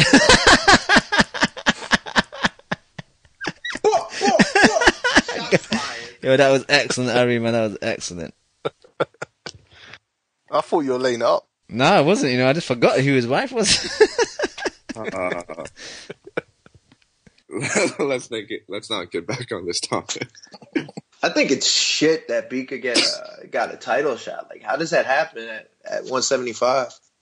Heyman. Was he impressive in that loss to Anthony Durrell at 168? No. Heyman. One word, Heyman. Thanks, Al. Okay. Everybody else is speechless, I see. No, sorry, I was just sending a text message. Someone just sent me a text. No, I think everyone was just shaking their head at the same time. Yeah. Everyone's thinking about Bika's misses. Maybe not. Okay. No. I said to Joe that I'm trying to get him on the line, so I'll try and get Joe on. I think we need to have a little talk about Frotch making a retard of himself again on Sky Sports. Come on, I don't know if he's saying anything bad. Now, did you see the iFilm interview when he disrespected Marty Murray? I saw the iFilm interview, and he was funny. He was talking shit, but he was talking shit about Khan that was just riding the Sky train and calling him a non-UK fighter. It was a bit salty, man. Yeah, but it's public knowledge that him and Khan don't like each other. And Khan did the same when Frotch had his problems with Groves. What do you guys think about the Martin Murray comment, though? I think he's a dick. Well, I've always known he's a dick. It was a bit of a low blow, but at the same time, I think he would beat Murray inside 6. No, but he's saying, oh yeah, Golovkin's small and blah, blah, blah. So fucking fight Golovkin then. Like, I'm a Frotch fan, but that comment pissed me off, man. That was duck talk. That was bad. He ain't fighting him, yeah. That was duck talk. I can agree with that.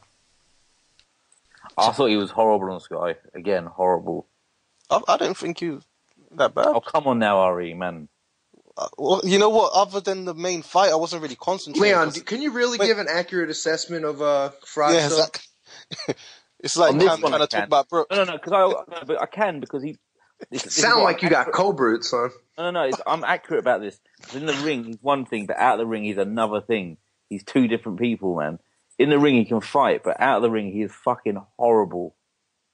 Yeah, but I love that he uses the word cobra a lot these days. Brook needs to add chocolate brownie into his vocabulary as well more often. But, like I said, I didn't really concentrate other than the main fight because, the No, card this is only on the main fight, after the main fight.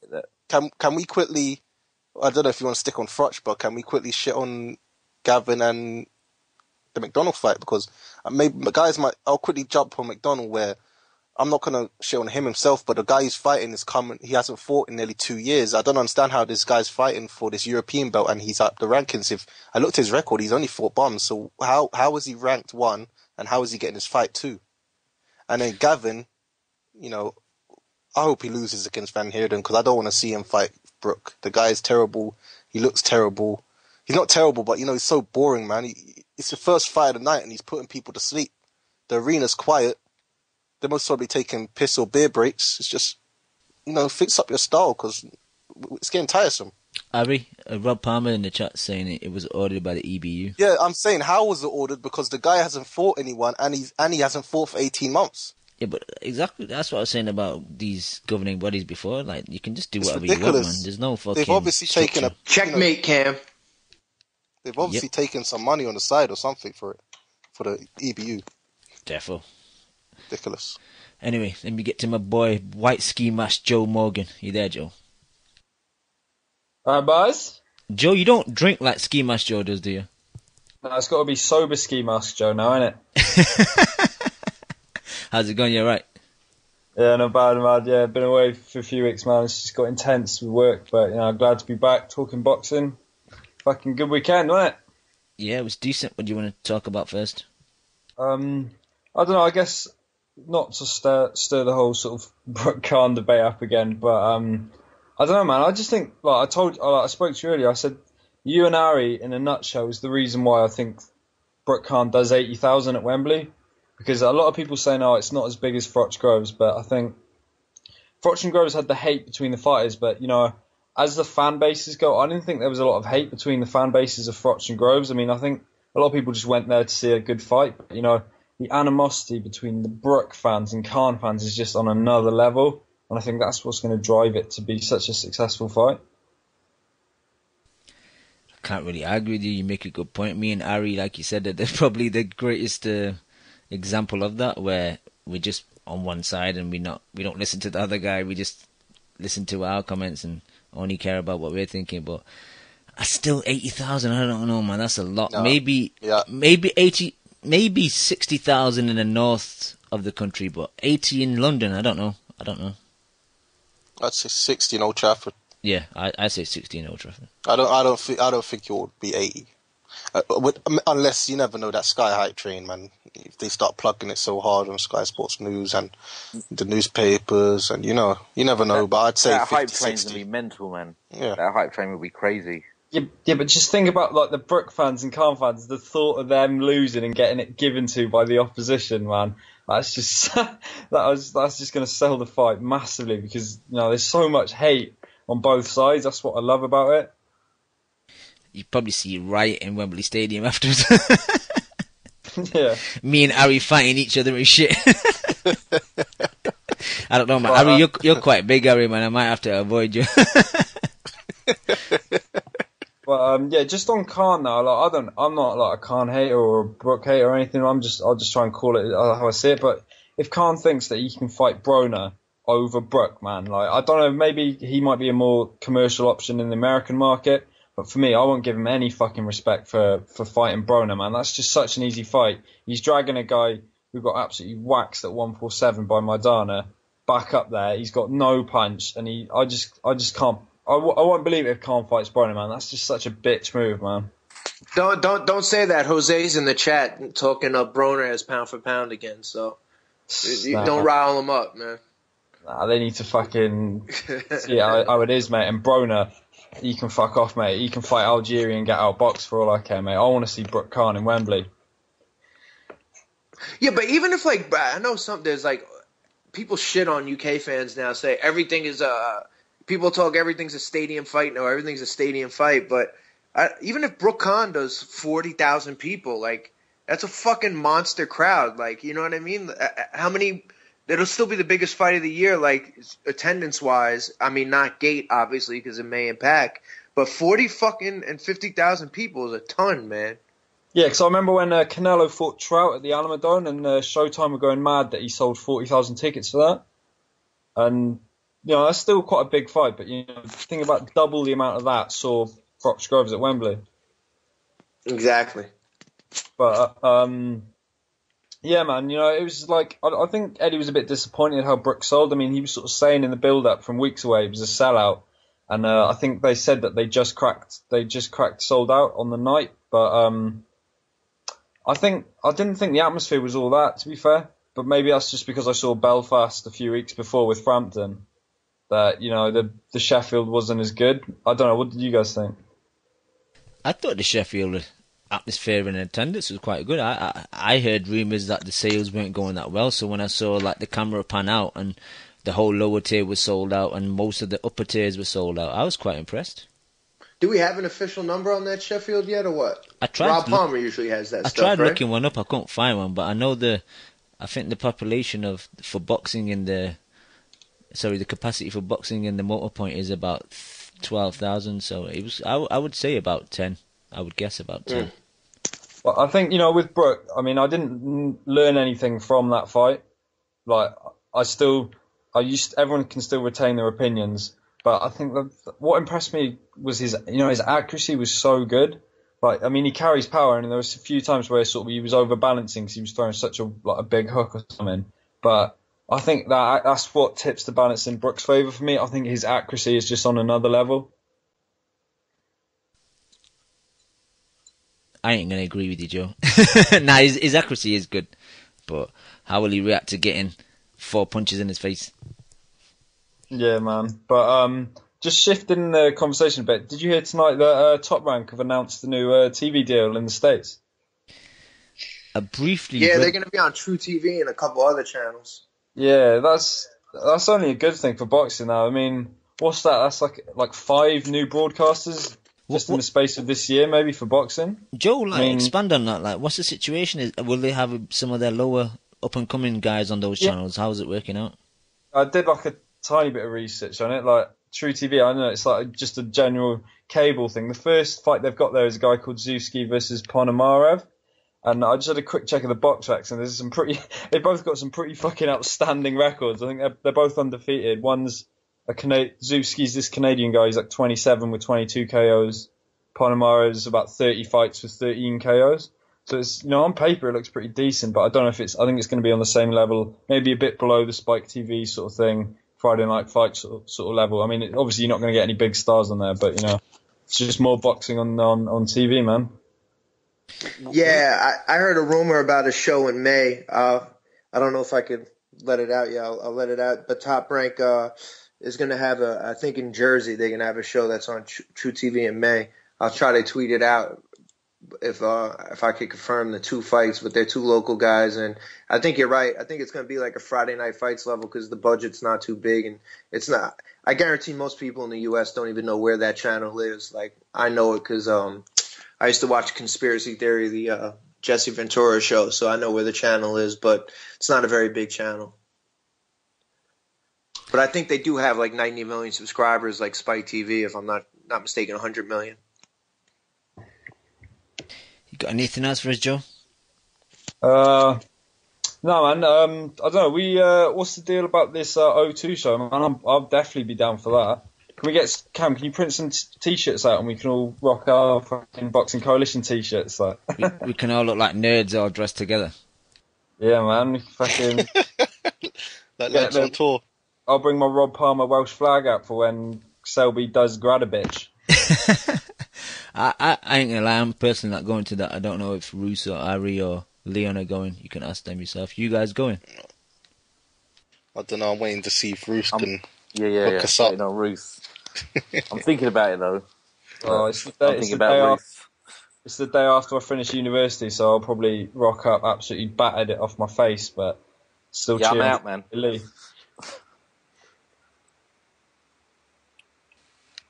But I don't know what's going on with that card. Anyways, it sounds like Kern's going to try to pay-per-view it. They're going to add Stephen Smith, aren't they? Yeah, I think Smith first. What? He's got some other bum. The Japanese champ's coming over, is he? What did Rob Palmer said something in the chat. What was it? I think he said Pedraza. Yeah, that's it. That's what I heard as well. I don't know. Stephen Smith's just been fighting bombs though. Like, what's he done? You know, he's fighting twice in 2 weeks. He's on the Newcastle show this weekend. Yeah, but they're not going to be credible fighters, are they? Yeah, but if that show gets made PPV, say you get Smith in a world title shot along with Selby and Mitchell, are you going to hate on that? Yes. It's 3 world title fights there. That's not too bad. Wait, what's the third one? Selby Gradovic, Smith Pedrosa, and Mitchell Linares. They're not big enough names. Yes. Sorry, they ain't names, and I don't see it selling. Only us boxing fans will buy that. Exactly. They can't build that up, man. There's no hype there. I mean, I guess is what's his name on it? Joshua on it. Yeah, of course, Joshua will be on it. He's on it, but so they might be able to ramp up a bit on that, but it's still not. And you know, they'll most probably add Quigg versus bantamweight in there for good measure. What if they put Patel, Charlie Edwards, chief support? Nah. I don't really care about that Patel shit. No, but seriously, I don't think that's like 3 world title 50-50s. Like, I'm not adverse to that being a pay-per-view. I think that's half decent. I know, but it needs. Don't encourage him, Joe, man. It needs more of a headliner. Not in terms of a headline, but you know what I mean, a pay-per-view headliner. That's what I mean. I think if you know I love Selby, but I know what you mean. I think that him losing the De Gale purse bid really crippled him with that. Like, I think if De Gale was bolted on as the headliner, that he'd have like Hearn would have no like qualms about putting that pay-per-view. I think it's now he's going to try and add the Stephen Smith and maybe another good domestic dust-up and then put that pay-per-view, because I think Sky are putting a lot of pressure on him to get out 3 pay-per-views a year, something like that. Yeah. And I just don't think there's a big enough fight. There's no domestic fight on it either, which is what they need to sell a pay-per-view. What about Ryder against maybe like Eubank? If he can... But it ain't going to happen. Eubank ain't fighting Ryder. Right, mate, don't be so salty. You fucked. I'm not being salty, I'm just saying it's not happening. Who's this Eubank that I'm hearing about? Urbank. Urbank. Urbank isn't big enough yet to justify it being a pay-per-view. It's just not a pay-per-view fight, mate. Yeah, no, fair enough. I'm just spitballing here, but no, I mean that like out of all the Sky cards this year, it's easily the best one for me. But I'm looking forward to seeing Lee Selby crowned world champ, man. But, and he will. That'd be great. Is Gary Russell Jr. a lineal featherweight champion now because he beat Gonzalez? Yeah, according to the Fight Doctor. Really? Yeah. Wait, so Mares was lineal champ then? I was joking. Yeah. The ring title's still vacant, isn't it? Yeah, who's got the ring title? That's the question. No one, vacant. Okay. Yeah, but I heard someone say that Gonzalez was lineal champion, so surely that means Russell is. Is that WBC, isn't it? Yeah, I'm just playing devil's advocate here. I don't actually think that Russell Jr. is any form of lineal champion. All that lineal shit to me is bullshit. But Joe, we're gonna have to let you go because about 3 people rang up at the same time, so I'm gonna get to some of the calls. So I quickly checked it. No, the ring belt's vacant. Yeah, it's definitely vacant. Yeah. And I guess the Stephen Smith fight is that Hearn, because Barthélemy vacated the IBF belt, so I think he moved up, didn't he? Yeah, Smith versus Pedraza for the vacant belt. I don't know how Smith got so high up the rankings, but whatever. All right, Joe, thank you for phoning. Cheers, boys. Speak soon. Later, Joe. Yeah. See you, boys. My boy MV2. What's happening, guys? How's it going? Good, Chew. How are you? Very good, mate. Very good. Chew, do you want to give us a breakdown of all the fights you saw and what you thought? I saw the British card, the Kell Brook card. I saw the H's fight. Great fight. Knockout. Spectacular. Although I thought Howard Foster kind of stopped that a bit soon, man. He was getting up. And then Howard Foster pushed him back down. Trying to get killed, Chew. I mean, he was fine. He pushed him down for his own good, man. Give him a chance to get up, and if he's got the kind of Zab Judah legs, then fine. Stop it then, but I just thought Howard Foster was just desperate to stop that. And that Kamitsky guy, well, this guy is a problem. This guy's an absolute... This guy's an absolute problem. He's just why does Eddie Hearn keep him playing this guy? He's just like a fucking prospect killer. The best part was the H's guy was supposedly, like fucking doing the Badu Jack on the canvas. He was doing the fucking the kind of backwards crawl. The electric worm. And the guy just went, yes! And then they all started booing. And the arena was silent. I shouldn't laugh. It's not funny, obviously. The guy's hurt. But the arena was just silent. And the guy just went, yes! And I can understand it, man. Like, I don't know why they booed it. I mean, obviously you hope the guy isn't hurt. But that's like, he's got another big fight because of that win. That's his meal ticket. You know what I mean? Yeah. And I can't understand how. I know that's a lot of the people there are there to see Adam Etches. He's like a local ticket seller. But put yourself in Kamitsky's shoes. You know what I mean? I would be like, I'd be applauding the guy because it was a great punch. And he was getting beat up until then, so great punch. Kell Brook, I'll just quickly segue because I know you've got guys on. Kell Brook, beast, Can, ducking him. You're running from him. Don't blame him. I don't blame him because if Can gets beat, then obviously the Mayweather fight and the Pacquiao fight goes out the window. Can's not a coward, I know a lot of people have said, so as soon as the Pacquiao and Mayweather fight's out the way, you'll fight Kell Brook. I think he gets beat. Styles make fights. I think Kell Brook's power, accuracy would just, as Kell Brook says, Can's delicate around the whiskers, so if Brook gets one of those on him, you'll fucking go out. The only thing about Kell Brook is, he's spent the last 3 years fighting guys who aren't on his level, and he's been ready for this level that he's now fighting at for about 3 years ago. You're taking away the machete attack, which obviously kind of fucking put him back 6 months. He was ready for stepping up about 24, 25 when he was fighting fucking Matthew Hatton and even that Ukrainian guy who beat Ricky Hatton. He's been ready for a step up for a long time, but I hope his best years are ahead of him, but I think he's personally, these are his best years and he's just wasted 3 of them doing what? Fighting guys who don't belong in the ring with him. But just in general, I think, and I've been saying this for a long time, Kell Brook beats Manny Pacquiao, but he wouldn't beat Floyd. But Amir Khan would beat Floyd, but he wouldn't beat Manny Pacquiao. So in a way that makes the fight more intriguing. I think whoever would win out of Amir confused. Khan... I'm confused as well, but I'll explain it better. No, I got it. So it's just like styles make fights. Like Manny Pacquiao's got the power to hurt Khan because of his chin. But Floyd's not got the power to hurt Amir. And I think Amir would outspeed Floyd. Whereas Kell Brook, I don't think he could hurt Floyd, but I think he could hurt Manny. Just because fucking Kell Brook's a fucking big welterweight, man. He's accurate and he's strong. He's technical as well.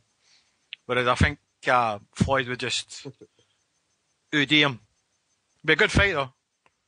So the Amir Khan fight and Kell Brook fight just added significance. Just quickly, very quickly, Jermaine Charlo, I don't want to see that. I thought Vanez Matrosian, better fighter, should have won that fight. Close fight, but I fell asleep. I was wanting to watch that fight live. I kind of fell asleep at the 5th round. Everyone fell asleep during that fight. I was taking notes and everything, man. I fucking fell asleep half mid-sentence. Hey, can you take a picture of your notes and post them up in the chat? No. Put it that way. Where's your scorecard? Oh, it's in the same phone that Ari's got. Oh, okay, no doubt. What were some of the highlights of your notes, Drew? Well, I thought Vanez Matrosian was just bullying him. I thought he was like first to the punch. Charlo didn't want to kind of stand toe to the guy. He just kept circling. He just kept circling the guy every now and again, coming in and out, 1 and 2. Are you trying to say I didn't see the fight? I did see the fight. Dan. But yeah, boring fight. Let's say let's go on to the interesting fight, because I didn't see this fight live, but when I was downloading it, I noticed from Simbros it was a short download, so automatically I thought, okay, Russell got knocked out. It was like 448 megabytes. So I just yes, my predictions came true maybe. And then as I was watching the fight, I was like, fucking hell, man. Russell just toyed this guy. Tooled him up. Hey, sorry to interrupt you, but we got James from the Boxing Voice in the chat. He said, I'll be sure to include my notes for the fight with my Christmas cards this year. Make sure it's a magnet. I can put that shit on my fridge. Yeah, but carry on, Chu. But yeah, fucking Russell, congratulations, beast. Yeah, that's it. Beast? Yeah, beast. Why not? Give him beast. Gotta give him credit. Yeah. And I'll like Crow, man. I thought Jhonny Gonzalez was going to knock him out. Me too. Chew. He proved me wrong. Chew, if Lomachenko and Russell have a rematch, who you got? Oh, Lomo every day. But it just goes to show you how good Lomo is. You just call Russell a beast, though. Yeah, but It was half-hearted. Lomo's a bigger beast. But just in a way, it shows how bad Abner Mares is as well. Come on, man. You can't do that. That's not logical. Jhonny Gonzalez knocked him out in a minute. Abner Mares is just walking around with a soulless. And then, exactly, Joe. And Russell. As a matter of fact, I feel like Gary Russell took Abner Mares' soul in return. You know, like Abner Mares was trying to regain his soul back from Jhonny, but it seems like Russell was walking around without a soul, so he just beat up Jhonny and took Abner's soul in a sense. That's what boxing is. It's like Highlander, but real life. So Jhonny is just like, fucking Abner Mares' soul is just being tossed around, bro. He's never gonna get that shit back. Yeah, but that's Russell... a really interesting point, though, because if you think about it now, what Russell did to Gonzalez kind of fucks up Mares' plans, right? Because even if he does beat Gonzalez, there's still going to be an asterisk next to that fight because we all know that he got pummeled by Russell. Yeah, I said that earlier. That fight is kind of meaningless now, like Kev said. The only way that fight is really worthy is if Mares loses, and then they both are kind of coming off a loss. But I bet you this thing. I bet you when Abner Mares was watching the fight, I bet you he was jumping in joy right now. He was in his fucking house jumping when fucking he got demolished.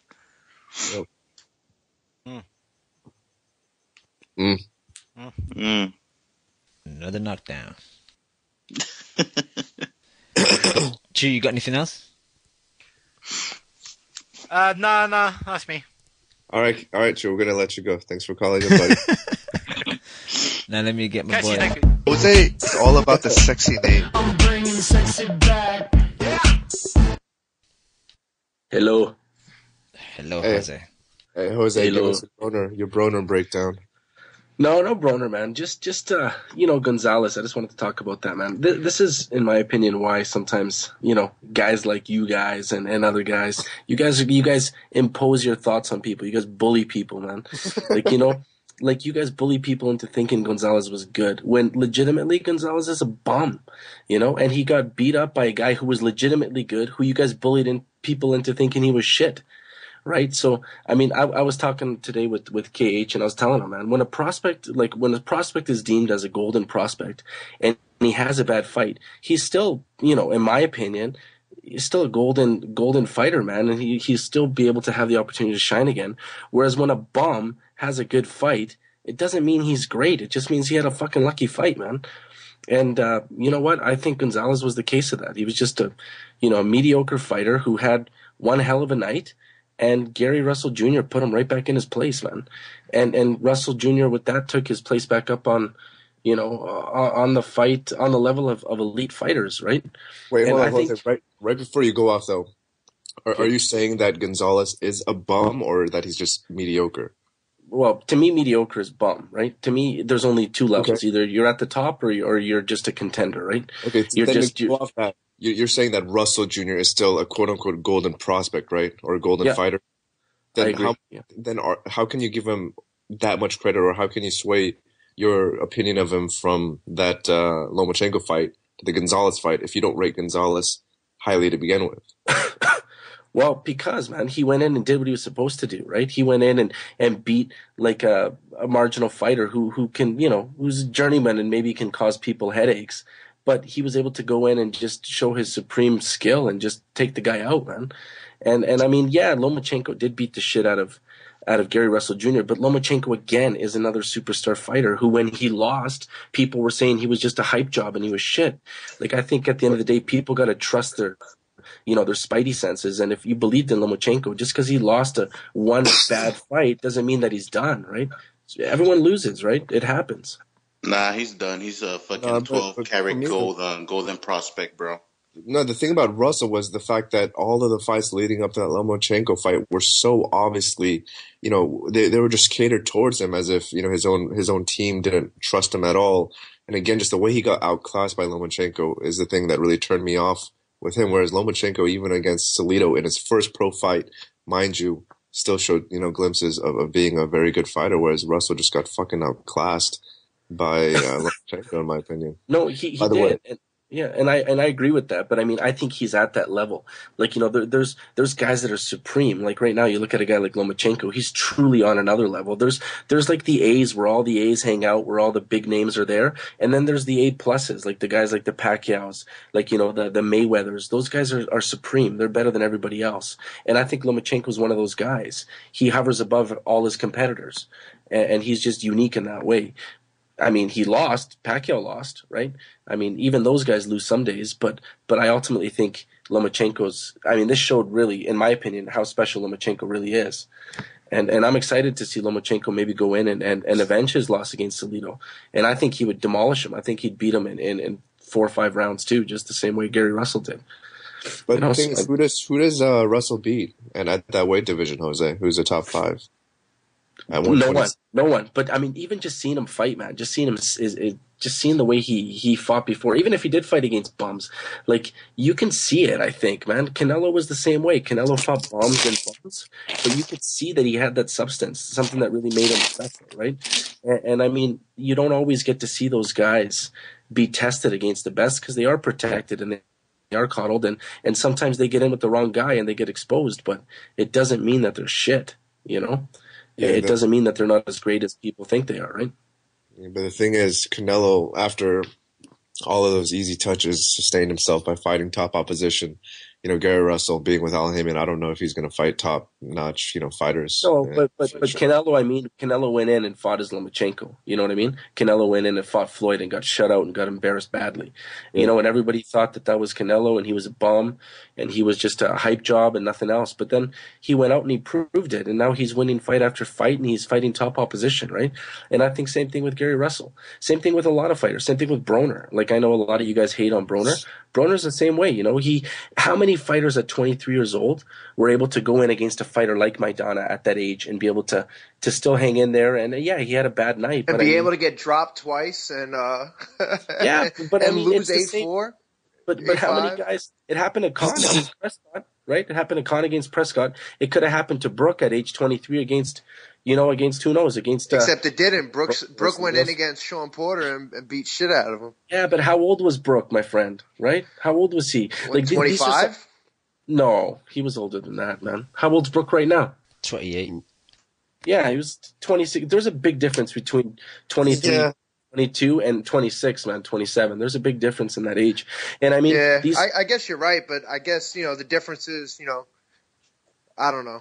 Sean Porter, K. Slade pulling Malignaggi in 3 rounds, and Adrian Broner squeaked out a decision that half the people thought Paulie won the fight, pretty much, Paulie's a tricky fighter, man. Paulie's a tricky guy. And don't forget, I think what Khan said was true, man. Khan said, hey, Broner, like, grow into your legs, man. Like, grow into your body. I think Broner has a different problem. It's his ego, right? Like, and he's jumping from 130 to 147 almost in less than a year and a half. I mean, that's a huge jump to take. you know, and I think he has to go about things a little bit smarter. And yeah, he got a little bit ahead of himself, and he bit off a little bit more than he could chew. Now he's at 140. Now he's obviously too big for 140 as well. He's going to go up to 147, but he's going about it a little bit slower. He's still very young, and I mean, we'll see, man. We'll see what the ceiling is on Broner, and we'll see soon, right? And either he'll be a bum like everybody thinks he is, or he'll be great, right? Like the few have seen. Yeah, hopefully, right? but when will we see? I mean, he's already got a fight lined up in June, but he's basically facing TBA right now, and I think that's what the problem is. Is we really won't. Who knows what we're going to see? You know, I mean, all these dates are coming up, and we're getting content, I guess, but we're not really getting meaningful fights where we're going to learn anything about the fighters. I mean, we just got Broner Molina, and now we're going to get Broner versus who? I mean, I think that's the problem. Broner needed to jump back in with a killer. You know, yeah, at least Gary Russell did it. He went back in, he lost that fight to Loma, and he's gone in and fought a champion, which is really good for him, and I think it's the right thing for him to do. And I think the problem is Broner's taken too many soft touches. Exactly. Russell took his loss. He fought one tune-up fight, and then he's back in with a champ. And Broner took his loss, and now he's 4 fights after, and he's hasn't fought anybody who sniffed the top 10 in his division. And, you know, it's time. You know, he's fighting in June. But I know what you're saying. Like, it would show. Like, if we get to see him fight, then we will find out. You know what I mean? But the way Heyman is structuring fighters right now, we're not learning anything about his fighters because we're not really seeing that's 100% good fights. And it's the same thing we see with a lot of guys. It's the same thing we see with Brook. Like Brook is a guy, and I agree with you. And it's not just Heyman, because Top Rank years ago, moves their guys really slow in the beginning, like really slow, painfully slow. Yeah, I mean, and that's the one shitty part about boxing, that it's not like other professional sports where you can see the guys shine in their true prime, right? Like, I mean, a guy like Canelo was able to shine as a young man. Same with Broner to a certain extent. Right now, he's kind of like in no man's land, but these are guys taking challenges when they're young, and I think boxing's got to see more of that. The problem is the fans, you know, the guy loses one fight and everyone is chastising these guys as bums, and they hate them and they think they're shit, and that's why a lot of these guys are too cautious, right? And that's the one thing I hate about it. But yeah, boxing was more like the way Heyman's taking over right now. Is he has a perfect chance to be like the one thing that UFC gets right is like, hey, if you lose but you're an exciting fight, you still get big fights. You know what I mean? And I think Heyman, the fact that he owns so many fighters and has so many places to put these fighters, I think it's a perfect opportunity to be like, you know what? Our top 10 is going to keep fighting each other in the top 10. If they take losses, they'll have a chance to redeem themselves as long as they're in fun fights. You know what I mean? But it just hasn't materialized yet. No, agreed, man. 100%. And it's the same argument I have about a lot of fighters. I mean, Khan is another example, a guy who got beat. You know, he's been beat a couple of times, and people write him off as shit. And I still have, like, you know, hopes for Khan to reach the, like, you know, the pinnacle of boxing, man. I think he's going to do it. He has a chance. It depends on whether he can capitalize on it, but I think he's good enough to do it. Can I just ask you a question, Jose, about Gary Russell Jr.? I'm just playing devil's advocate, yeah? Okay, so apart from Jhonny Gonzalez, who has he beat? No one. I agree with you. So how did he get that shot? With Gary Russell Jr.? Yeah, how did he end up getting pretty much comfortably outboxed by Lomachenko, and then he somehow gets a shot at the WBC title? That's why I think he's a bum. Well, I think he got the fight because I think his management... He's not a bum. He's a very, very good fighter, but he doesn't deserve what he's getting. But no one really I would does, say man. Spoiled. Like, of course, that's why. I mean, the same guys that hurt their growth, like the same guys that protect these guys and inhibit them from getting to the level that they should be at, are the same guys that get them the title match when they don't deserve it. You know, it's kind of a catch-22. They fucked them over, yet they saved them. Right? So, I mean, he would have had to go to the back of the bus and make his way up and never recoup that spot. But because of his connections, he was able to cut in front of the line, right?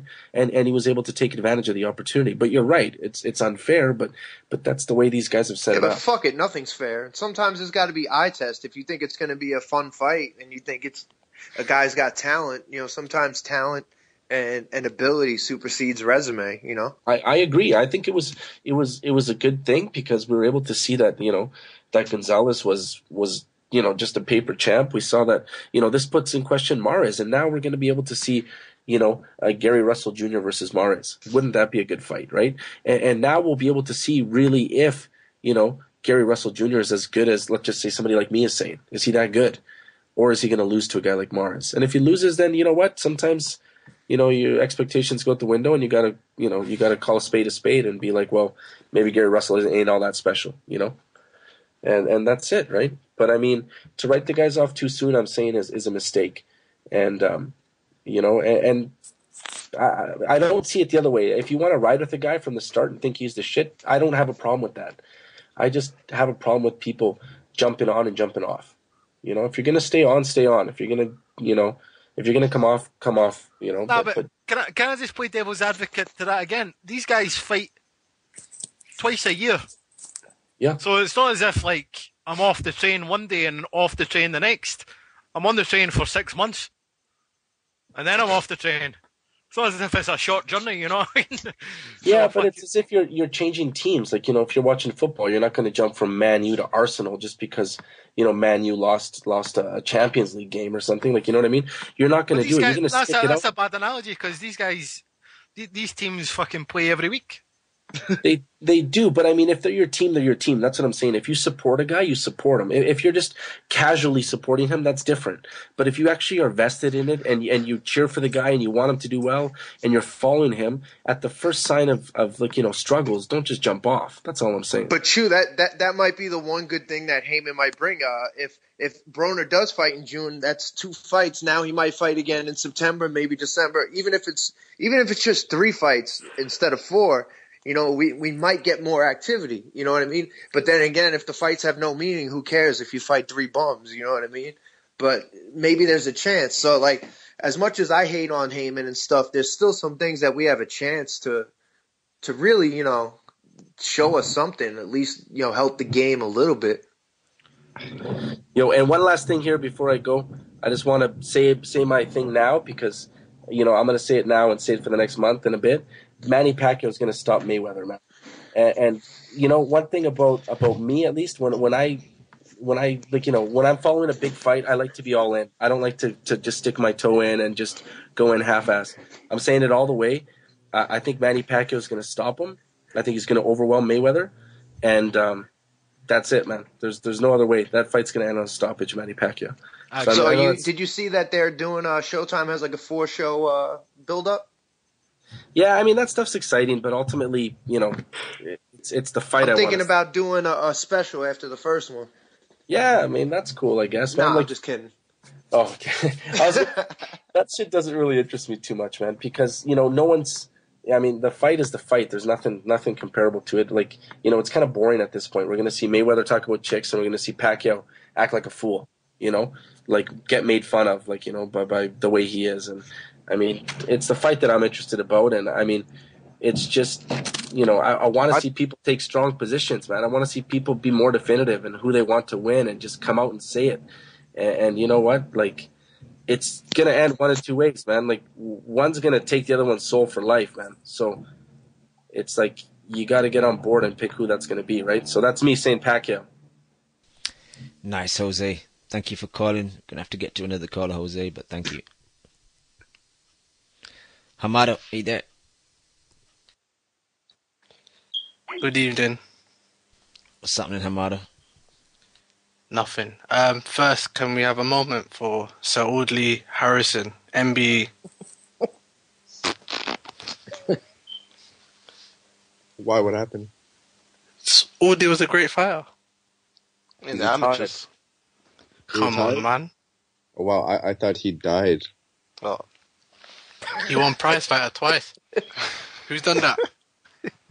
I'm sorry, could you repeat that, Hamada? He's won prize fighter twice. Who's done that? Hasn't Sprott won it twice? Yeah. Shit. What's this, Bouncer edition?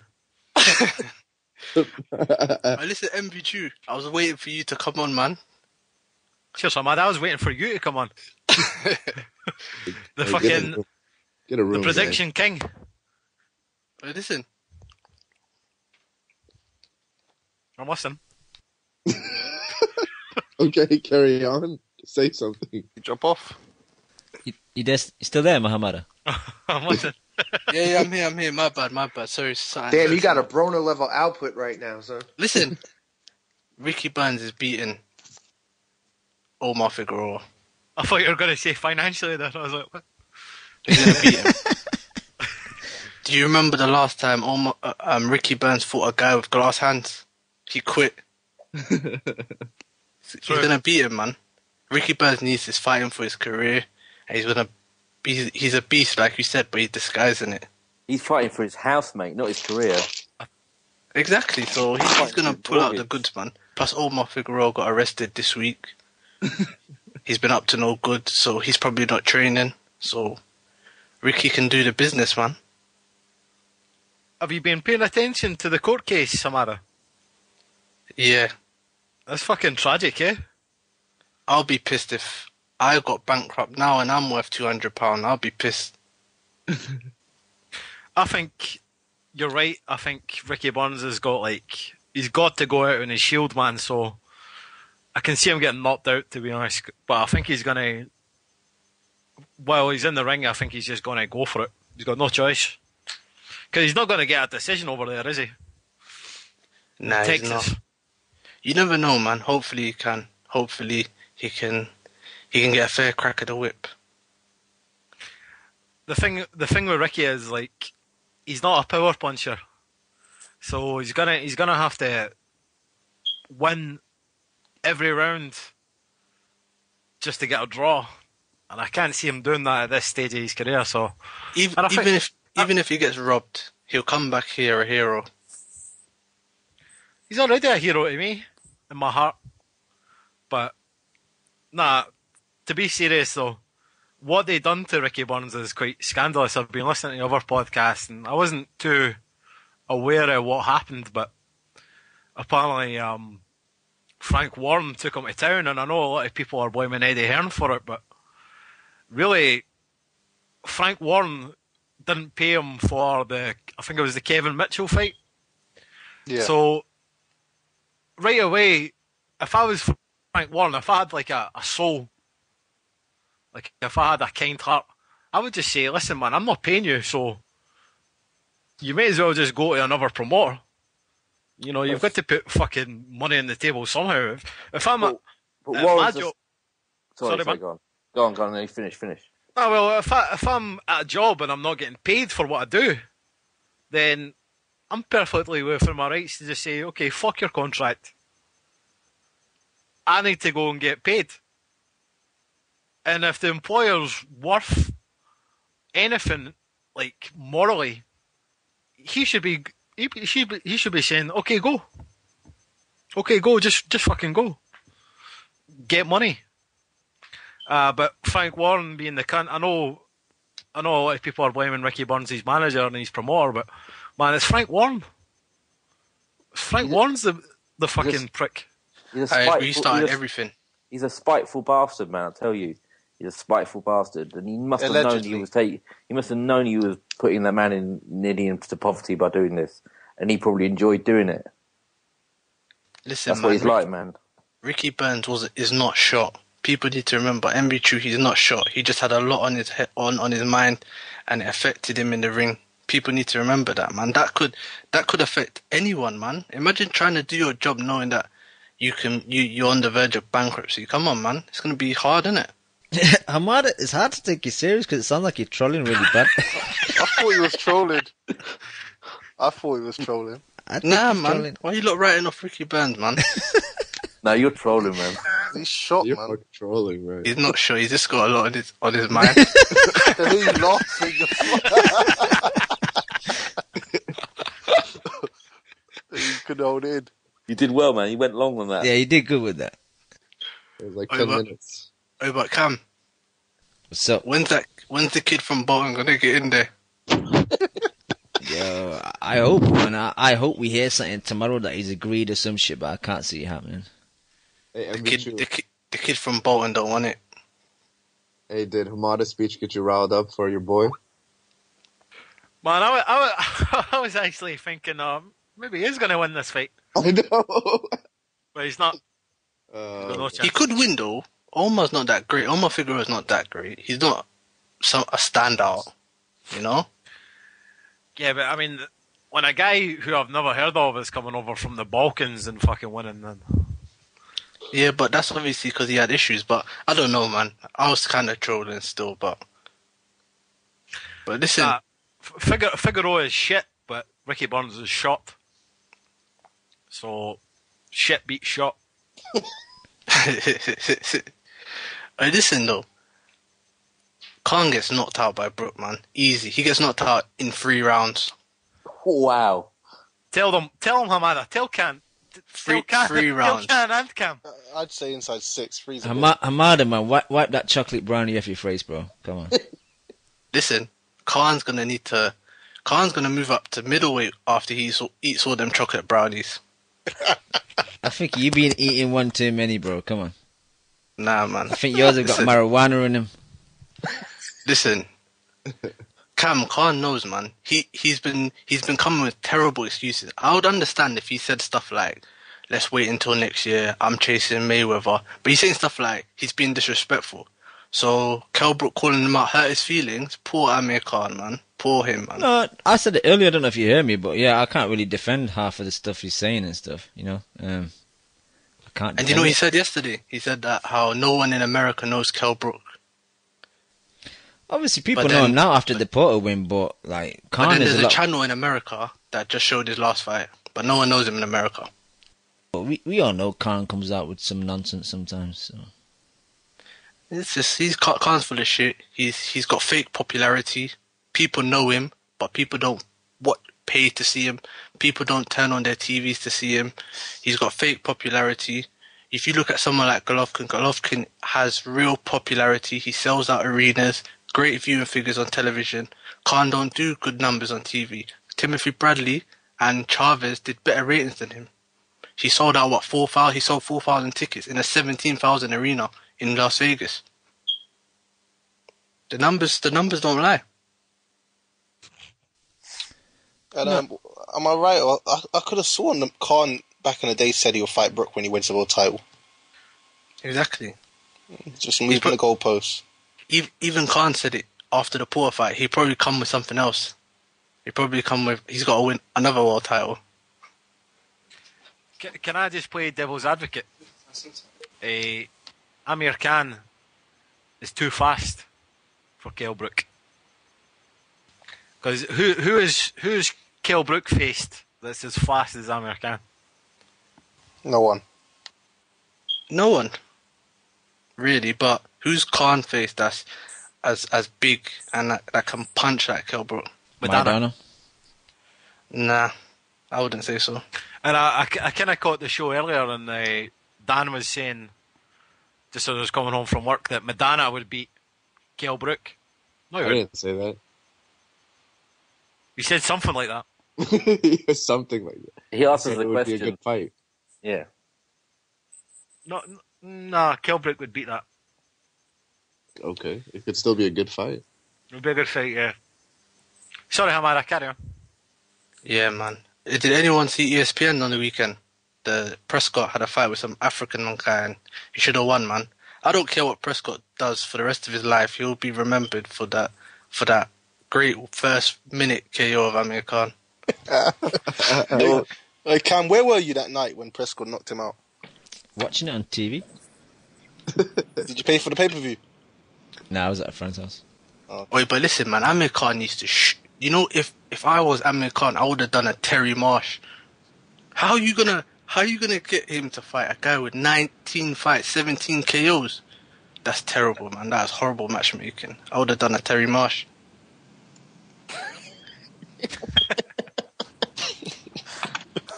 We're getting that letter from Warren tomorrow.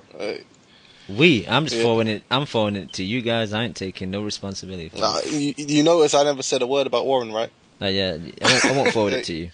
Warren don't mess around. He'll call them lawyers up quickly. Hamada's getting that letter, and Leon's. Yeah, you need to be throwing in.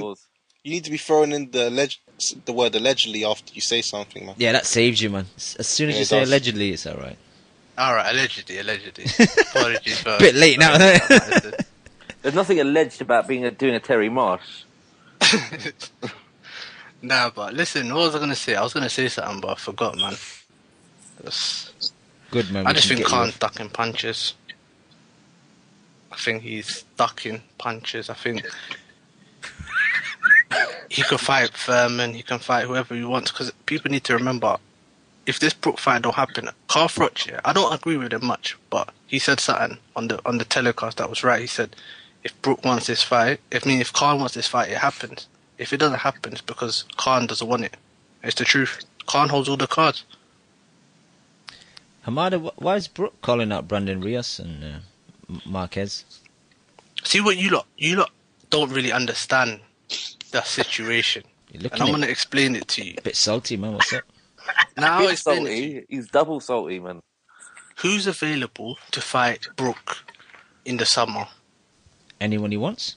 Thurman? Like, Eddie Hearn came out and said in an IFO interview afterwards, the Thurman fight has to happen in America. He wants to build Brook in the UK. So that fight's not going to happen over here. He even said it. So Brook is going to have to go to America to fight Thurman. Why though? Listen, man, Heyman don't want Brook taking out another one of his poster boys. Porter was one of his main guys, and he took him out. He'll take out Thurman as well, and then Heyman will have no one. Nah. I'm on the Thurman bandwagon, man. Thurman beats Brook. Come on. Nah, I think Brook beats him. Brook is the goods, man. He's the truth. All right, why is he not calling out Tim Bradley or someone like that? Maidana. Would you call Maidana was mentioned in the post-fight press conference. Maidana was mentioned. No, in the post-fight interview I'm talking about. Come on, Cam, man. Like, adrenaline's running high, man. You're not thinking about names. You're just whatever comes to your head, you say first. Nah, I think it was Ari earlier that did say that the Rios names and the Marquez names have been like rotated around quite a lot, man. Yeah, they've been going on. Yeah, they've been around a lot, but I think there's not many people available in the summer, obviously. You know why? Because both those guys are HBO, and Eddie Hearn has got a kind of special relationship with him. Yeah, that's a good point. But then end of the day, Rios is HBO. Exactly. Hey Cam, can I ask you one question? Yep. When Floyd already said that he isn't going to fight Khan, why is Khan still talking about Floyd? I don't know why he does that. He's still talking about Pacquiao. It's just, what's the point? Because I think those two guys are tied up for another year. I think there's going to be a rematch. So I don't understand Khan sometimes. And it's funny, everything he says about Brook, but he does all but maybe even more with Mayweather. So. Now, I don't think he's been disrespectful towards Mayweather. I think Brook has been quite disrespectful towards Khan. Should I tell you what I think? What's he said disrespectful? That he's delicate around the whiskers? Yeah, it's disrespectful, isn't it? It's facts. No, if I said that to you, I said, "Yo, you got a glass chin." Yeah, but you haven't got proof of that I've got a glass chin. We've got video evidence of. Yeah, but Khan. Yeah, no, I understand that, but Khan's fought good opposition. Like to me, yeah, Brook's but he got knocked out by Prescott.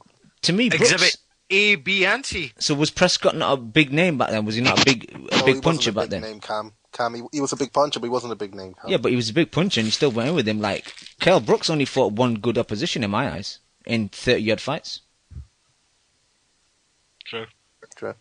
That's true.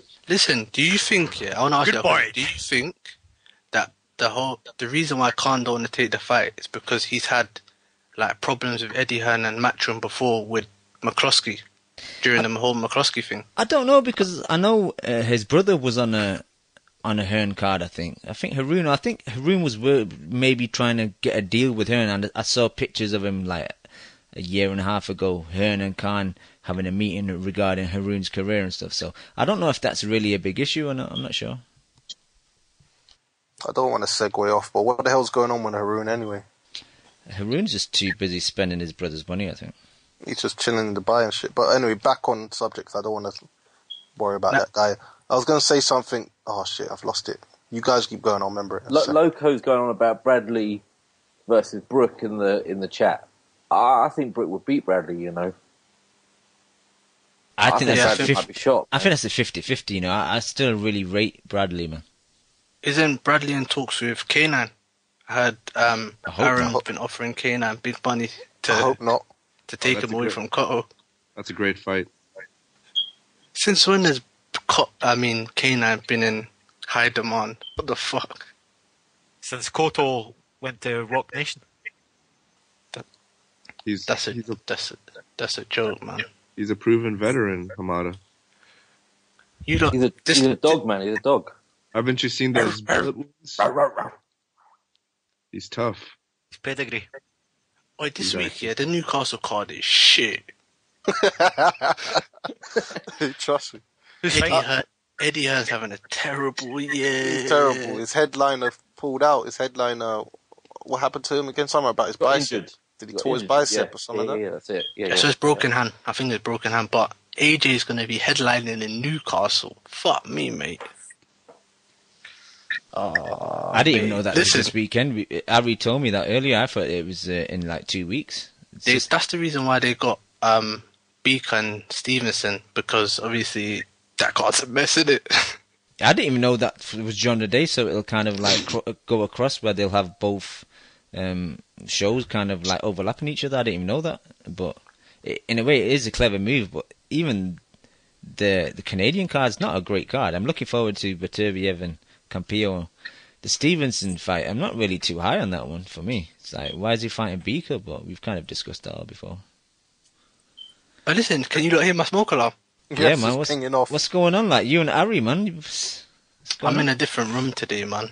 I'm chilling in the next room, innit? I like your smoke alarm's hard to get to change the batteries or something, or what? Is it a London thing? I was going to say, is that a London thing? I'm telling you, I can't do nothing about mine. It's actually connected to the fuse box. It's directly. Yeah, but you can do something called buying another one. But if it's connected directly, just cut the wire in it. I'm not going to do that. I don't own the house. I hate that excuse. Your parents own it though, man. If I was in another room, you wouldn't even be hearing it, but... Yeah, but Hamada, we need to get Rob Palmer as well, so you got anything else for us? Nah, nothing much. Can I stay on and just listen? I'll be on mute. Just mute yourself, yeah. Alright. Rob, you there? What's up? You hear me good? Yep, hear you loud and clear. What do you want to talk about, Rob? No, just give my thoughts on the Brook and Khan stuff. I actually think that Khan beats Brook. I think he knocks him out. Because Brook can be a slow starter sometimes. Brook can be a slow starter sometimes, and Khan can come out flying out the death. But Khan is ducking him. I don't think you can really deny that. I mean, Cam, you're even admitting it, so it's a pretty clear duck. I mean, if you look at Khan, like what are the decision factors behind his next career move? It's money, progress his career, his legacy, all of those. The best fight for him is Kell Brook. It just makes no sense why he doesn't want to take that fight. Can I just play devil's advocate, Rob? Go ahead. Sean Porter can knock out Kell Brook, so how is Amir Khan going to do it? Well, I think I think Porter's got a style that it was easy for. Put it this way, styles make fights. I think, take Porter out of the equation. I think Brook beats Furman, Khan beats Brook, and Furman beats Khan. Yeah. See that triangle? Nah, I see it. I don't see that one. No. Did you hear me earlier, Rob? Do you think Brook beats Pacquiao or Mayweather? No, not unless they really deteriorate in the next couple of years. I mean, I've always thought Brook is a really talented fighter. I think Khan has the style to beat him, and I don't necessarily think. I mean, it's not like I'm writing off Brook. Yeah, I'd call it maybe like 60-40 in favour of Khan. I just always thought that Khan starts fast, and he'd just be started landing on Brook, and he'd get him out of there. Dodgy stoppage. Howard Foster is the referee. Yeah. Be a couple of punches, and it's all over. See, I think Amir Khan dominates someone and then gets tagged. Yeah, but you know what? What Cam, you were saying earlier, that Khan's was chinny before the Prescott fight. Even remember, Willie Lamont pretty much knocked him out, and he was kind of lucky not to get counted out. Yeah, he got like a 12. He got a 12 count. Yeah, and he got knocked out in the amateurs, didn't he? Like, I think Craig Watson knocked him out in the amateurs. I don't think he was even a big puncher. And I think Gomez put him over a couple of times. Well, even, I think there was some French guy back in the ITV days as well, put him down. So Khan's always been a little bit chinny. He's always been open. His defence is wide open and he don't take a punch that well. So it's always a possibility in a Khan fight. It's more than a possibility. It will happen. Yeah. There's no way Khan goes the rest of his career without getting knocked out again. But it just depends. Is Kell Brook going to be the guy to do it? But it seems like that. I don't see that fight ever happening because I get the sense it's now or never. Maybe in the summer they do it at the Millennium Stadium in at the end of the year, maybe. No, I see it as, Khan's most. Like I said before, I see Khan's point of view where I think he feels, why take it now? Hopefully I can fight Mayweather or Pacquiao. Even if I lose, that Brook fight's there for me afterwards, you know what I mean? But in the other way round is that if he loses to Brook, he's done. Like, where would he go? Yeah. Rob, why did that's really it. Rob, why did you say Khan's going to fight May 30th? So he's going to be kind of like the US leg to that pay-per-view, I reckon. That's how they're going to play it. And then that's the big name on the card, Leon. You were saying who's the big name on the card. Khan's the one that they'll play off as the big name. Rob, why did you mention the Millennium Stadium? Because it's got a roof.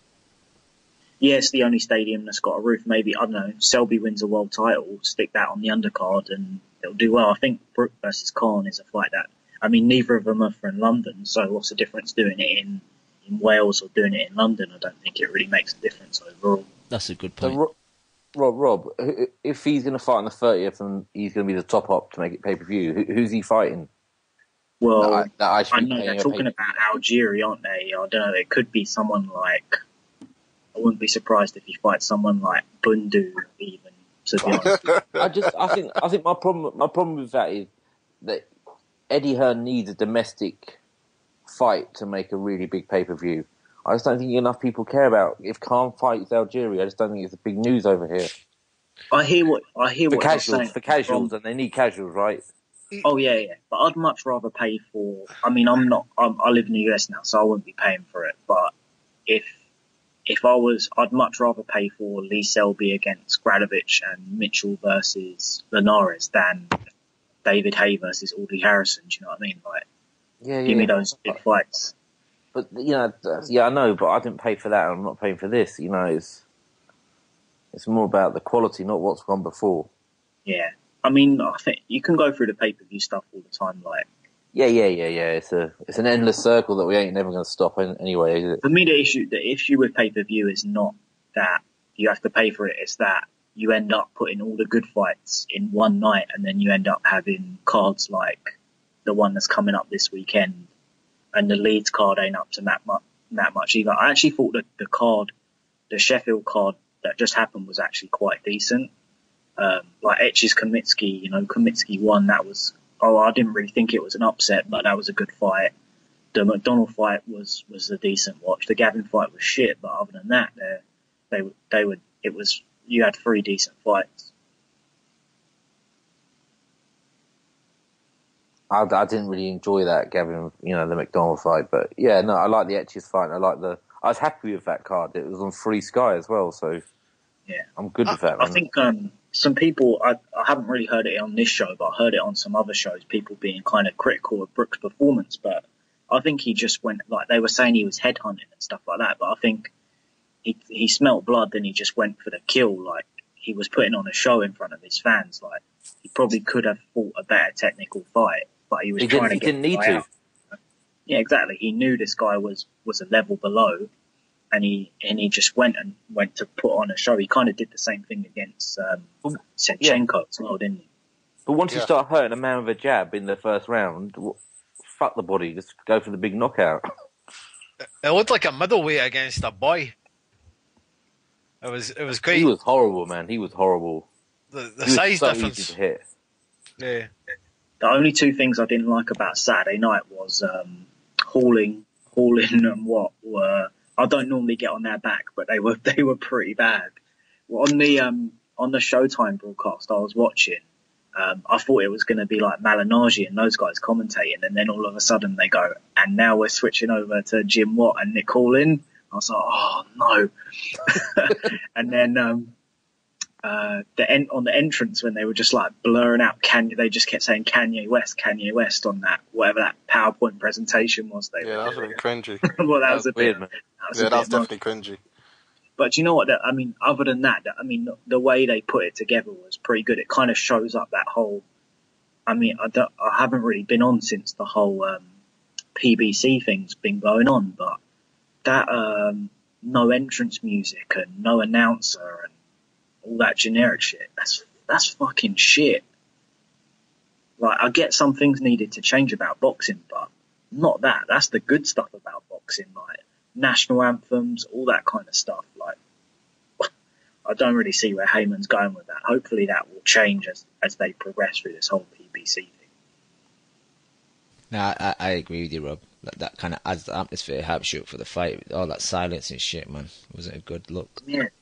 Like, even at Mayweather Pacquiao, they're going to play the Mexican national anthem. It's just something they do at big fights. It's just how it happens. It's not a big fight without the Mexican national anthem. Hey, Rob. Yeah.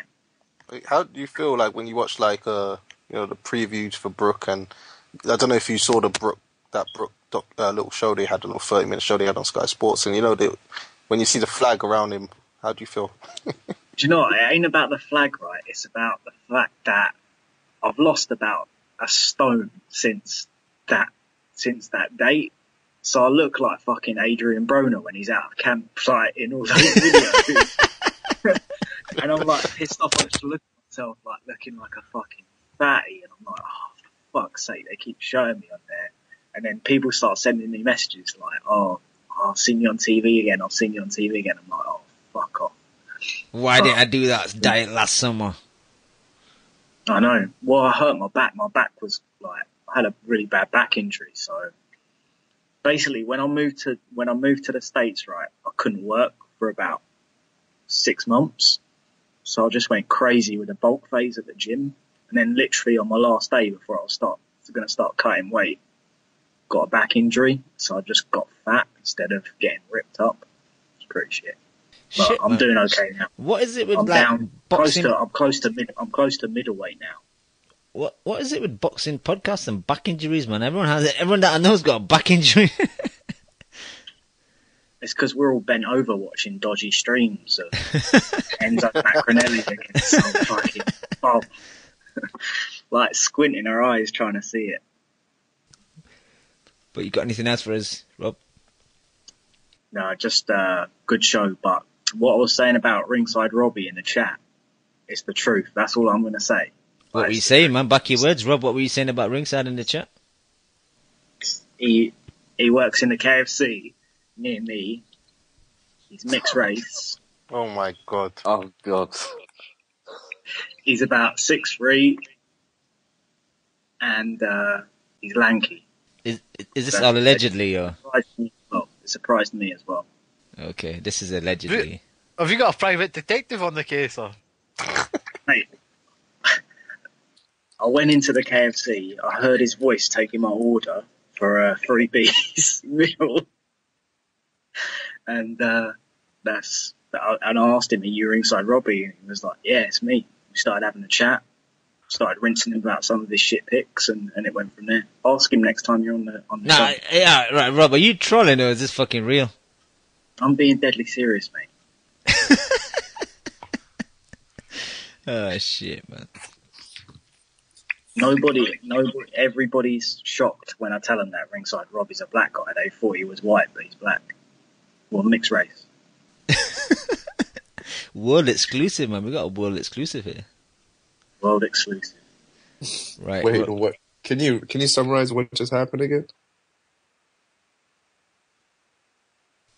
What we talking about, Dan? Does one of you want to summarize, or do you want me to summarize?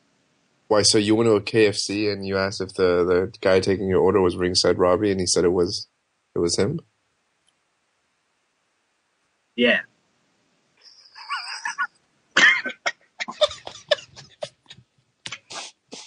Right, let's move on. Yeah, Rob, anything else for us? I hope you're not coming with lies on our podcast, Rob. That's what I'll say. Only truth, only facts. Anything else for us, Rob? Can I just say I like Ringside? I do. He's grown on me, man. I like him now. Stuart Little. I like Stuart Little as well. But how comes you guys haven't spent 3 hours talking about Charlo versus Varnes today? I didn't even watch that shit. Man, I love The Voice, but I felt like a child of divorce listening to that yesterday. Nah, I mean, Jameson with an eye broke it down to a T. That's all I'm going to say.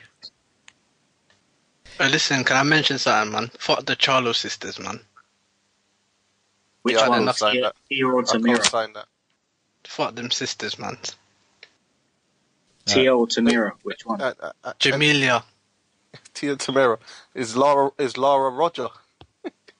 You know, I actually wouldn't mind seeing Mark Rosian versus that other Charlo. That wouldn't be a bad fight. Put that on. I think you guys might look at that fight different because you was watching it at 4 a.m. in the morning. I don't know if Daniel Lynn saw the fight, like US time, but I actually thought it was quite a decent watch. I didn't think it was that boring.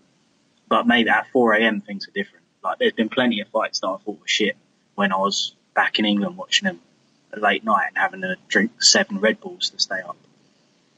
I fell asleep in the first round and then I watched it at normal time and it was a shit fight. Do you know, I actually miss sometimes staying up late to watch fights. I remember the Calzaghe-Kessler fight, right? Literally pissing in a cup because I didn't want to go to the toilet to miss any of the rounds. Yo, Rob, how long have you been in the States? Just over 2 years now. December 2012 I moved. Shit, do you miss home? Yes.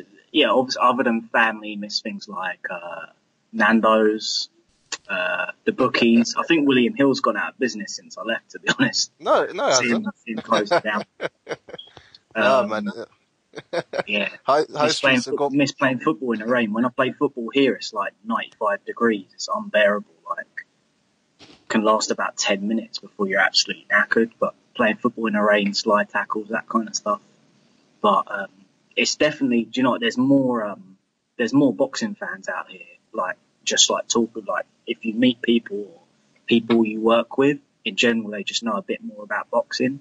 Even, you're not saying this PBC stuff is decent. Like, I was in the supermarket the other day, this supermarket called Trader Joe's. It's kind of like a Marks and Spencer's, kind of like a high-end supermarket. That's how I roll, you know. And the guy bagging my food was talking to the guy who was at the register, and they were talking about Keith Thurman. I started asking them, "Oh, have you followed boxing before?" And they were like, "No, that's like the first time they've watched boxing in ages."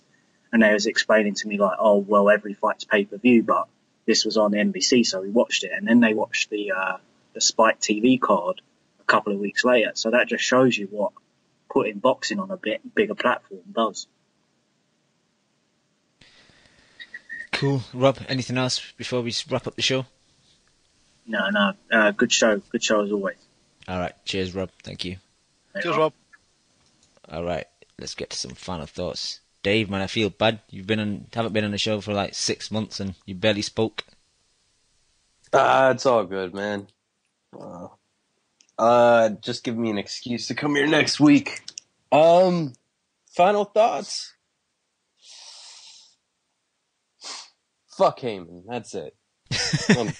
Short and sweet. Leon, any final thoughts?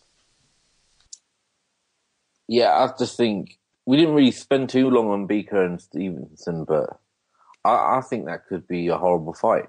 I'm not high about that fight at all. I'm not high, no, not at all. I think Beaker could take him all 12. I think because he will spoil the fuck out of a fight. Yep. Yeah. Let's see what happens. All right. Cheers, Leon. Harry, yeah, nice final one. Thoughts? No, just hopefully Khan doesn't duck forever and he eventually eats chocolate brownie. That's it. It's funny to me. I'll continue actually because I went on YouTube after you know everyone's got their favorite YouTube guys who they listen to their post fight breakdowns. You know, I'll shout out Hatman he's my main guy right now. And and then I've seen in the comments and the dislikes, it's just so funny. The Khan's fans were out in abundance, man. They were all over the chat, shitting on JoJo Dan, shitting on Brook, disliking comments. It's ridiculous. The Khan fans definitely got worried after seeing that. No, but the thing is, that there's two sets of Khan fans. No, let me finish. There's two sets of Khan fans. Go on. There's Pakistanis that follow Khan but don't know about boxing. Most of those guys put the comments in that you're talking about. Cam, how many usernames have you got on YouTube? Are you just in there like, under 10 different... 17,000, I think. Just searching out Ari, trying to wind him up. Cam, to be fair, yeah, you're right, because I don't want to say anything racist. But, you see some of their YouTube names, you could tell what descent they're from. Yeah. I guess. So, yeah. But that's their boy, man. They're allowed to do that. They're allowed to back their boy. That's like, that's like what we do. It's just ridiculous sometimes, and like it's true actually, because sometimes it's like, and then you see people telling them it's a mandatory, and they don't seem to understand what that is. Yeah, they're just backing him as a Pakistani rather than most of them don't really know boxing. But yeah, all right, thank you, Ari. Dan, great to have you on the show. You got any final thoughts? No, just good show as always, and I don't know, man. That's all I got to say. Cam, can I quickly get a word in? Go ahead. Salty word. I hope Beaker headbutts Stevenson to death. But what? What kind of hope is that, Armada? But you know what? Stevenson's going to be the first guy to stop Beaker. Yeah, I see that happening as well. Because in his last fight with Darrell, he's been getting shaken up. And his punch resistance is going, man. When you get older, Beaker's old now, man. When you get older, your punch resistance goes. And Stevenson's probably one of the biggest punchers in the sport. So I can see him knocking him out. Yeah, you're right. Darrell definitely did hurt him a few times. Yeah, I agree. But I still wouldn't mind Beaker avenging for Stevenson's victims. All right, thank you, Amada. Very quickly, Cam, have we discussed the girl Darrell got their date and venue? No, we haven't. Go and break it down for us. Well, yeah, May 23rd, and shockingly, or very funny, that it's on my birthday. Alright, let's go Boston, man. Come, we go Boston. What, for the weekend? We go Boston and support our boy James. That'll be a daytime. That'll be like a daytime fight over there. Yeah. Yeah. So apparently it's a daytime fight. That's what Hearn said. So we're having a boxing party around your house then. You have to bring Nando's. If you want to make it. You have to bring a smoke alarm and some Nando's. But yeah, no, that's very surprising. So it must be a sign, So the girls got it. Anything about the undercard? No, just that fight. Hearn said it's going to be a co-main though. Is Darrell from Boston? No, he's from Detroit. Why is it in Boston then? Did Hearn say that? It's going to be a co-main? Yeah, he said it's going to be a co-main to a big fight. I wonder what the word... Serious? When did he say that? Boston? He said it on the IFL interview. Didn't you hear it when he was at St. George's? I thought it was a main event. Yeah, I think it's a co-main. Why is it in Boston? Are there any big fighters from Boston? No. There isn't, is there? I don't know, man. Just Heyman, man. He just... I don't see the logic in it being in Boston. I think he just put some fights anywhere. But that's what I don't understand. Why win the purse bid and have it in Boston? Just let Eddie win it and have it in the UK where it's going to be a massive fight. Weird, man. Really weird. But that's mentality. The thing, innit? Because Heyman, Darrell probably told Heyman, I don't want to come to the UK, so Heyman put his money up for Darrell. As much as bad things we say about Heyman, he does look after his fighters. Yeah, but why not put the fight in Detroit so we can have some support? I don't know, man. Really weird, I think. Yeah, it's weird, man. The chat is saying there's a lot of Irish people in Boston, but how's that going to help? The girl? The girl, yeah. If anything, that's a good thing for the girl, because at the end of the day, it's not as if he's going to be fighting in a hostile atmosphere. It's not as if he's going into someone's hometown. Like, probably there'll be as much DeGale fans over there as Darrell fans, isn't it? Because Darrell's not really a big name or a big draw out there. So Well, Ari's going to be out there anyway, so there'll be one. I'm not making that trip. Yeah, but Roos is going to hook you up with a plane ticket. Hey, if Roos does that, then yeah. All right, Hamada. I'll try and get Ocheng on that undercard. Rematch with that dude. Roos is a Chelsea fan. He'd probably kick you off the plane as you were getting in.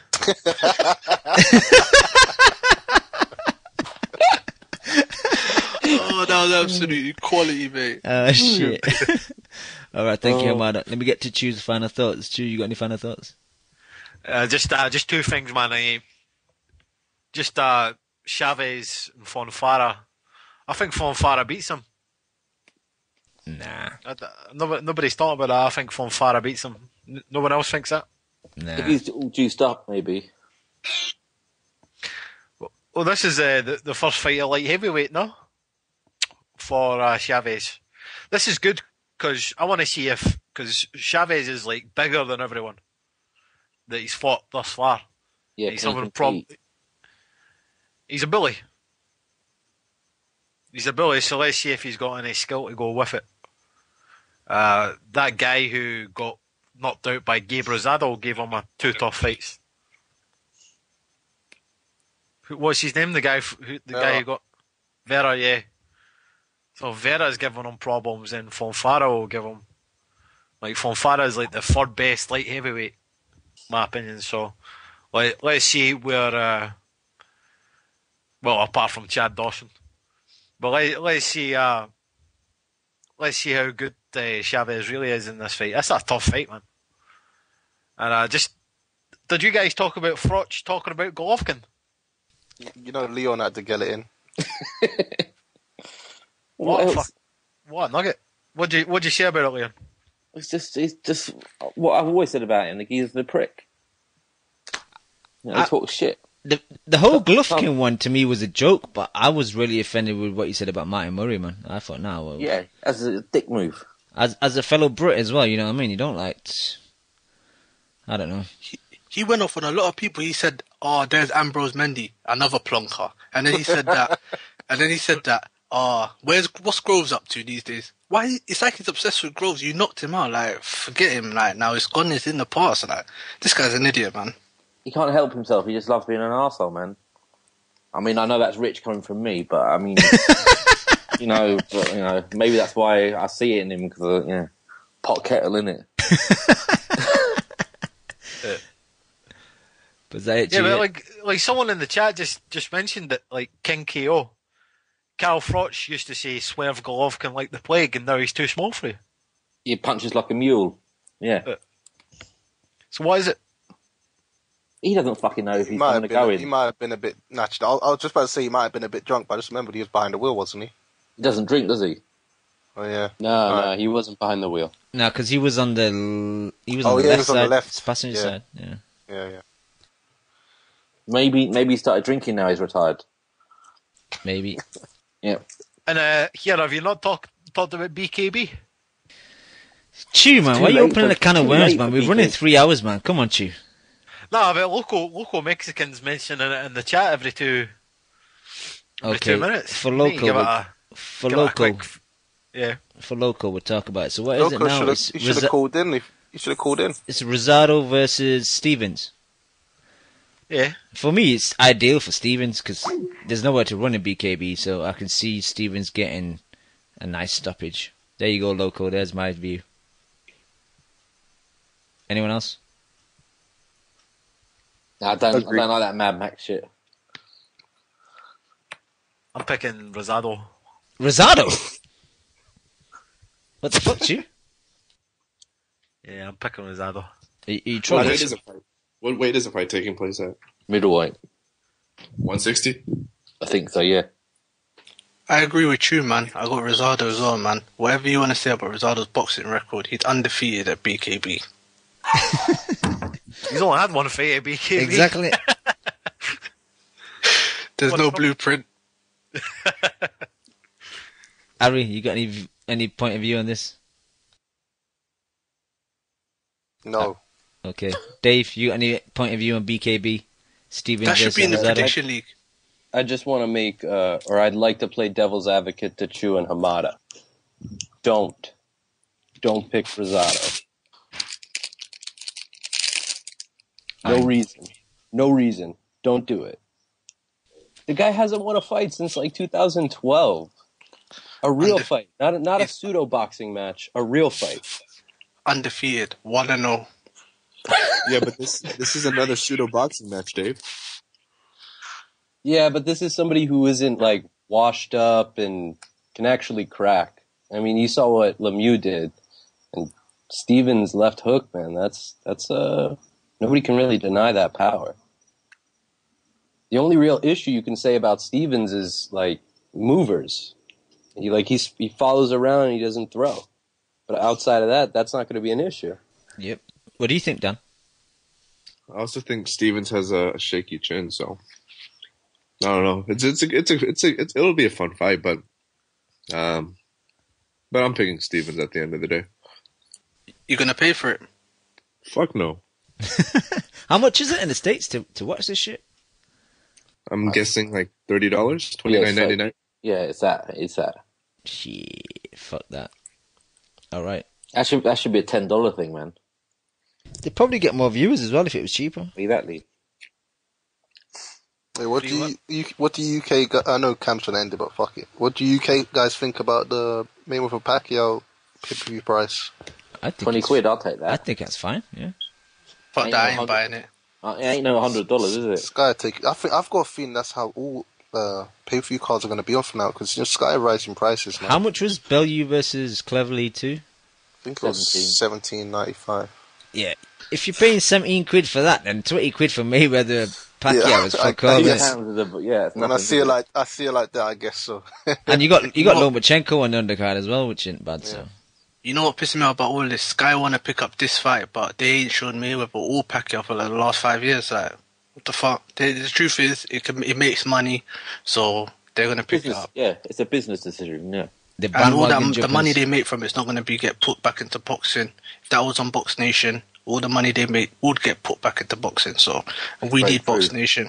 You notice that Sky have got like certain lines that they always drum up for promotions, like Kell Brook. Kell Brook is going to face the winner of Manny Pacquiao and Floyd Mayweather. That's all they said at the weekend. Sky, they're going to face the winner of Floyd Mayweather, Manny Pacquiao. This fight, Floyd Mayweather, Manny Pacquiao, they're saying, if you've never seen a boxing match before, make sure this is the fight that you see. Like, it's all over fucking Sky Sports News and shit. I mean, just drop it.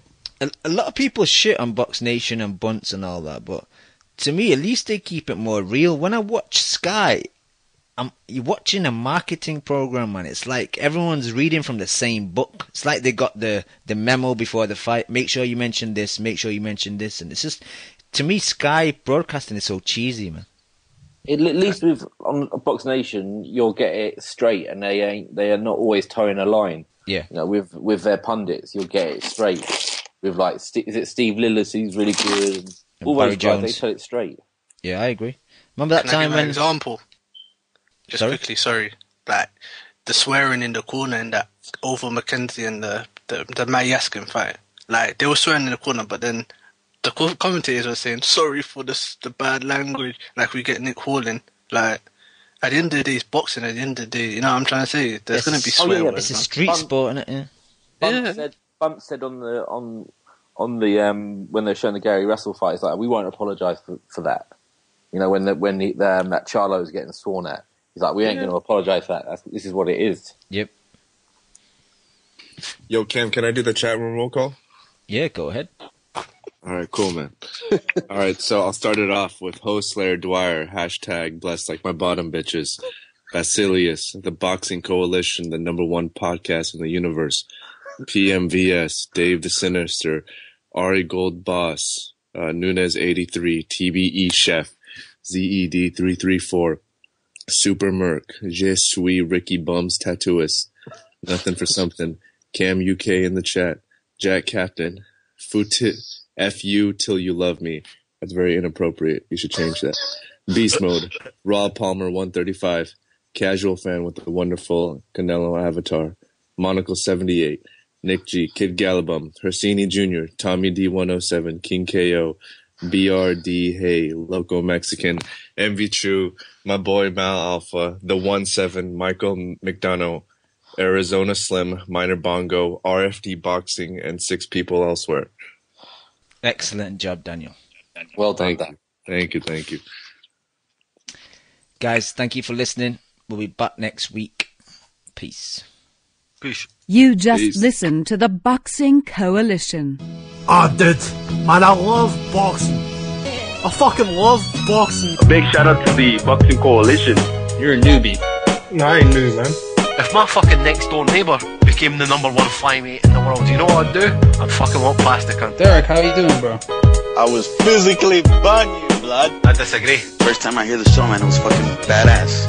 Vamos a Argentina, la concha de su madre. I see the bomb in him. I get home and she's like, what the fuck? Me and the kid are here. Why don't you get home and talk to us? I'm like, man, you guys don't know shit about boxing. Kell, how does it feel to be the new IBF champion? Feels great. Do we really dive into the black hole right off the jump? I think he's hiding glass. Just to play devil's advocate. You want 1 portion of crow or 2 portions of crow? Give me 2 portions with a supersized fries and a large drink, please. I can't stand him, what? I'm Scottish.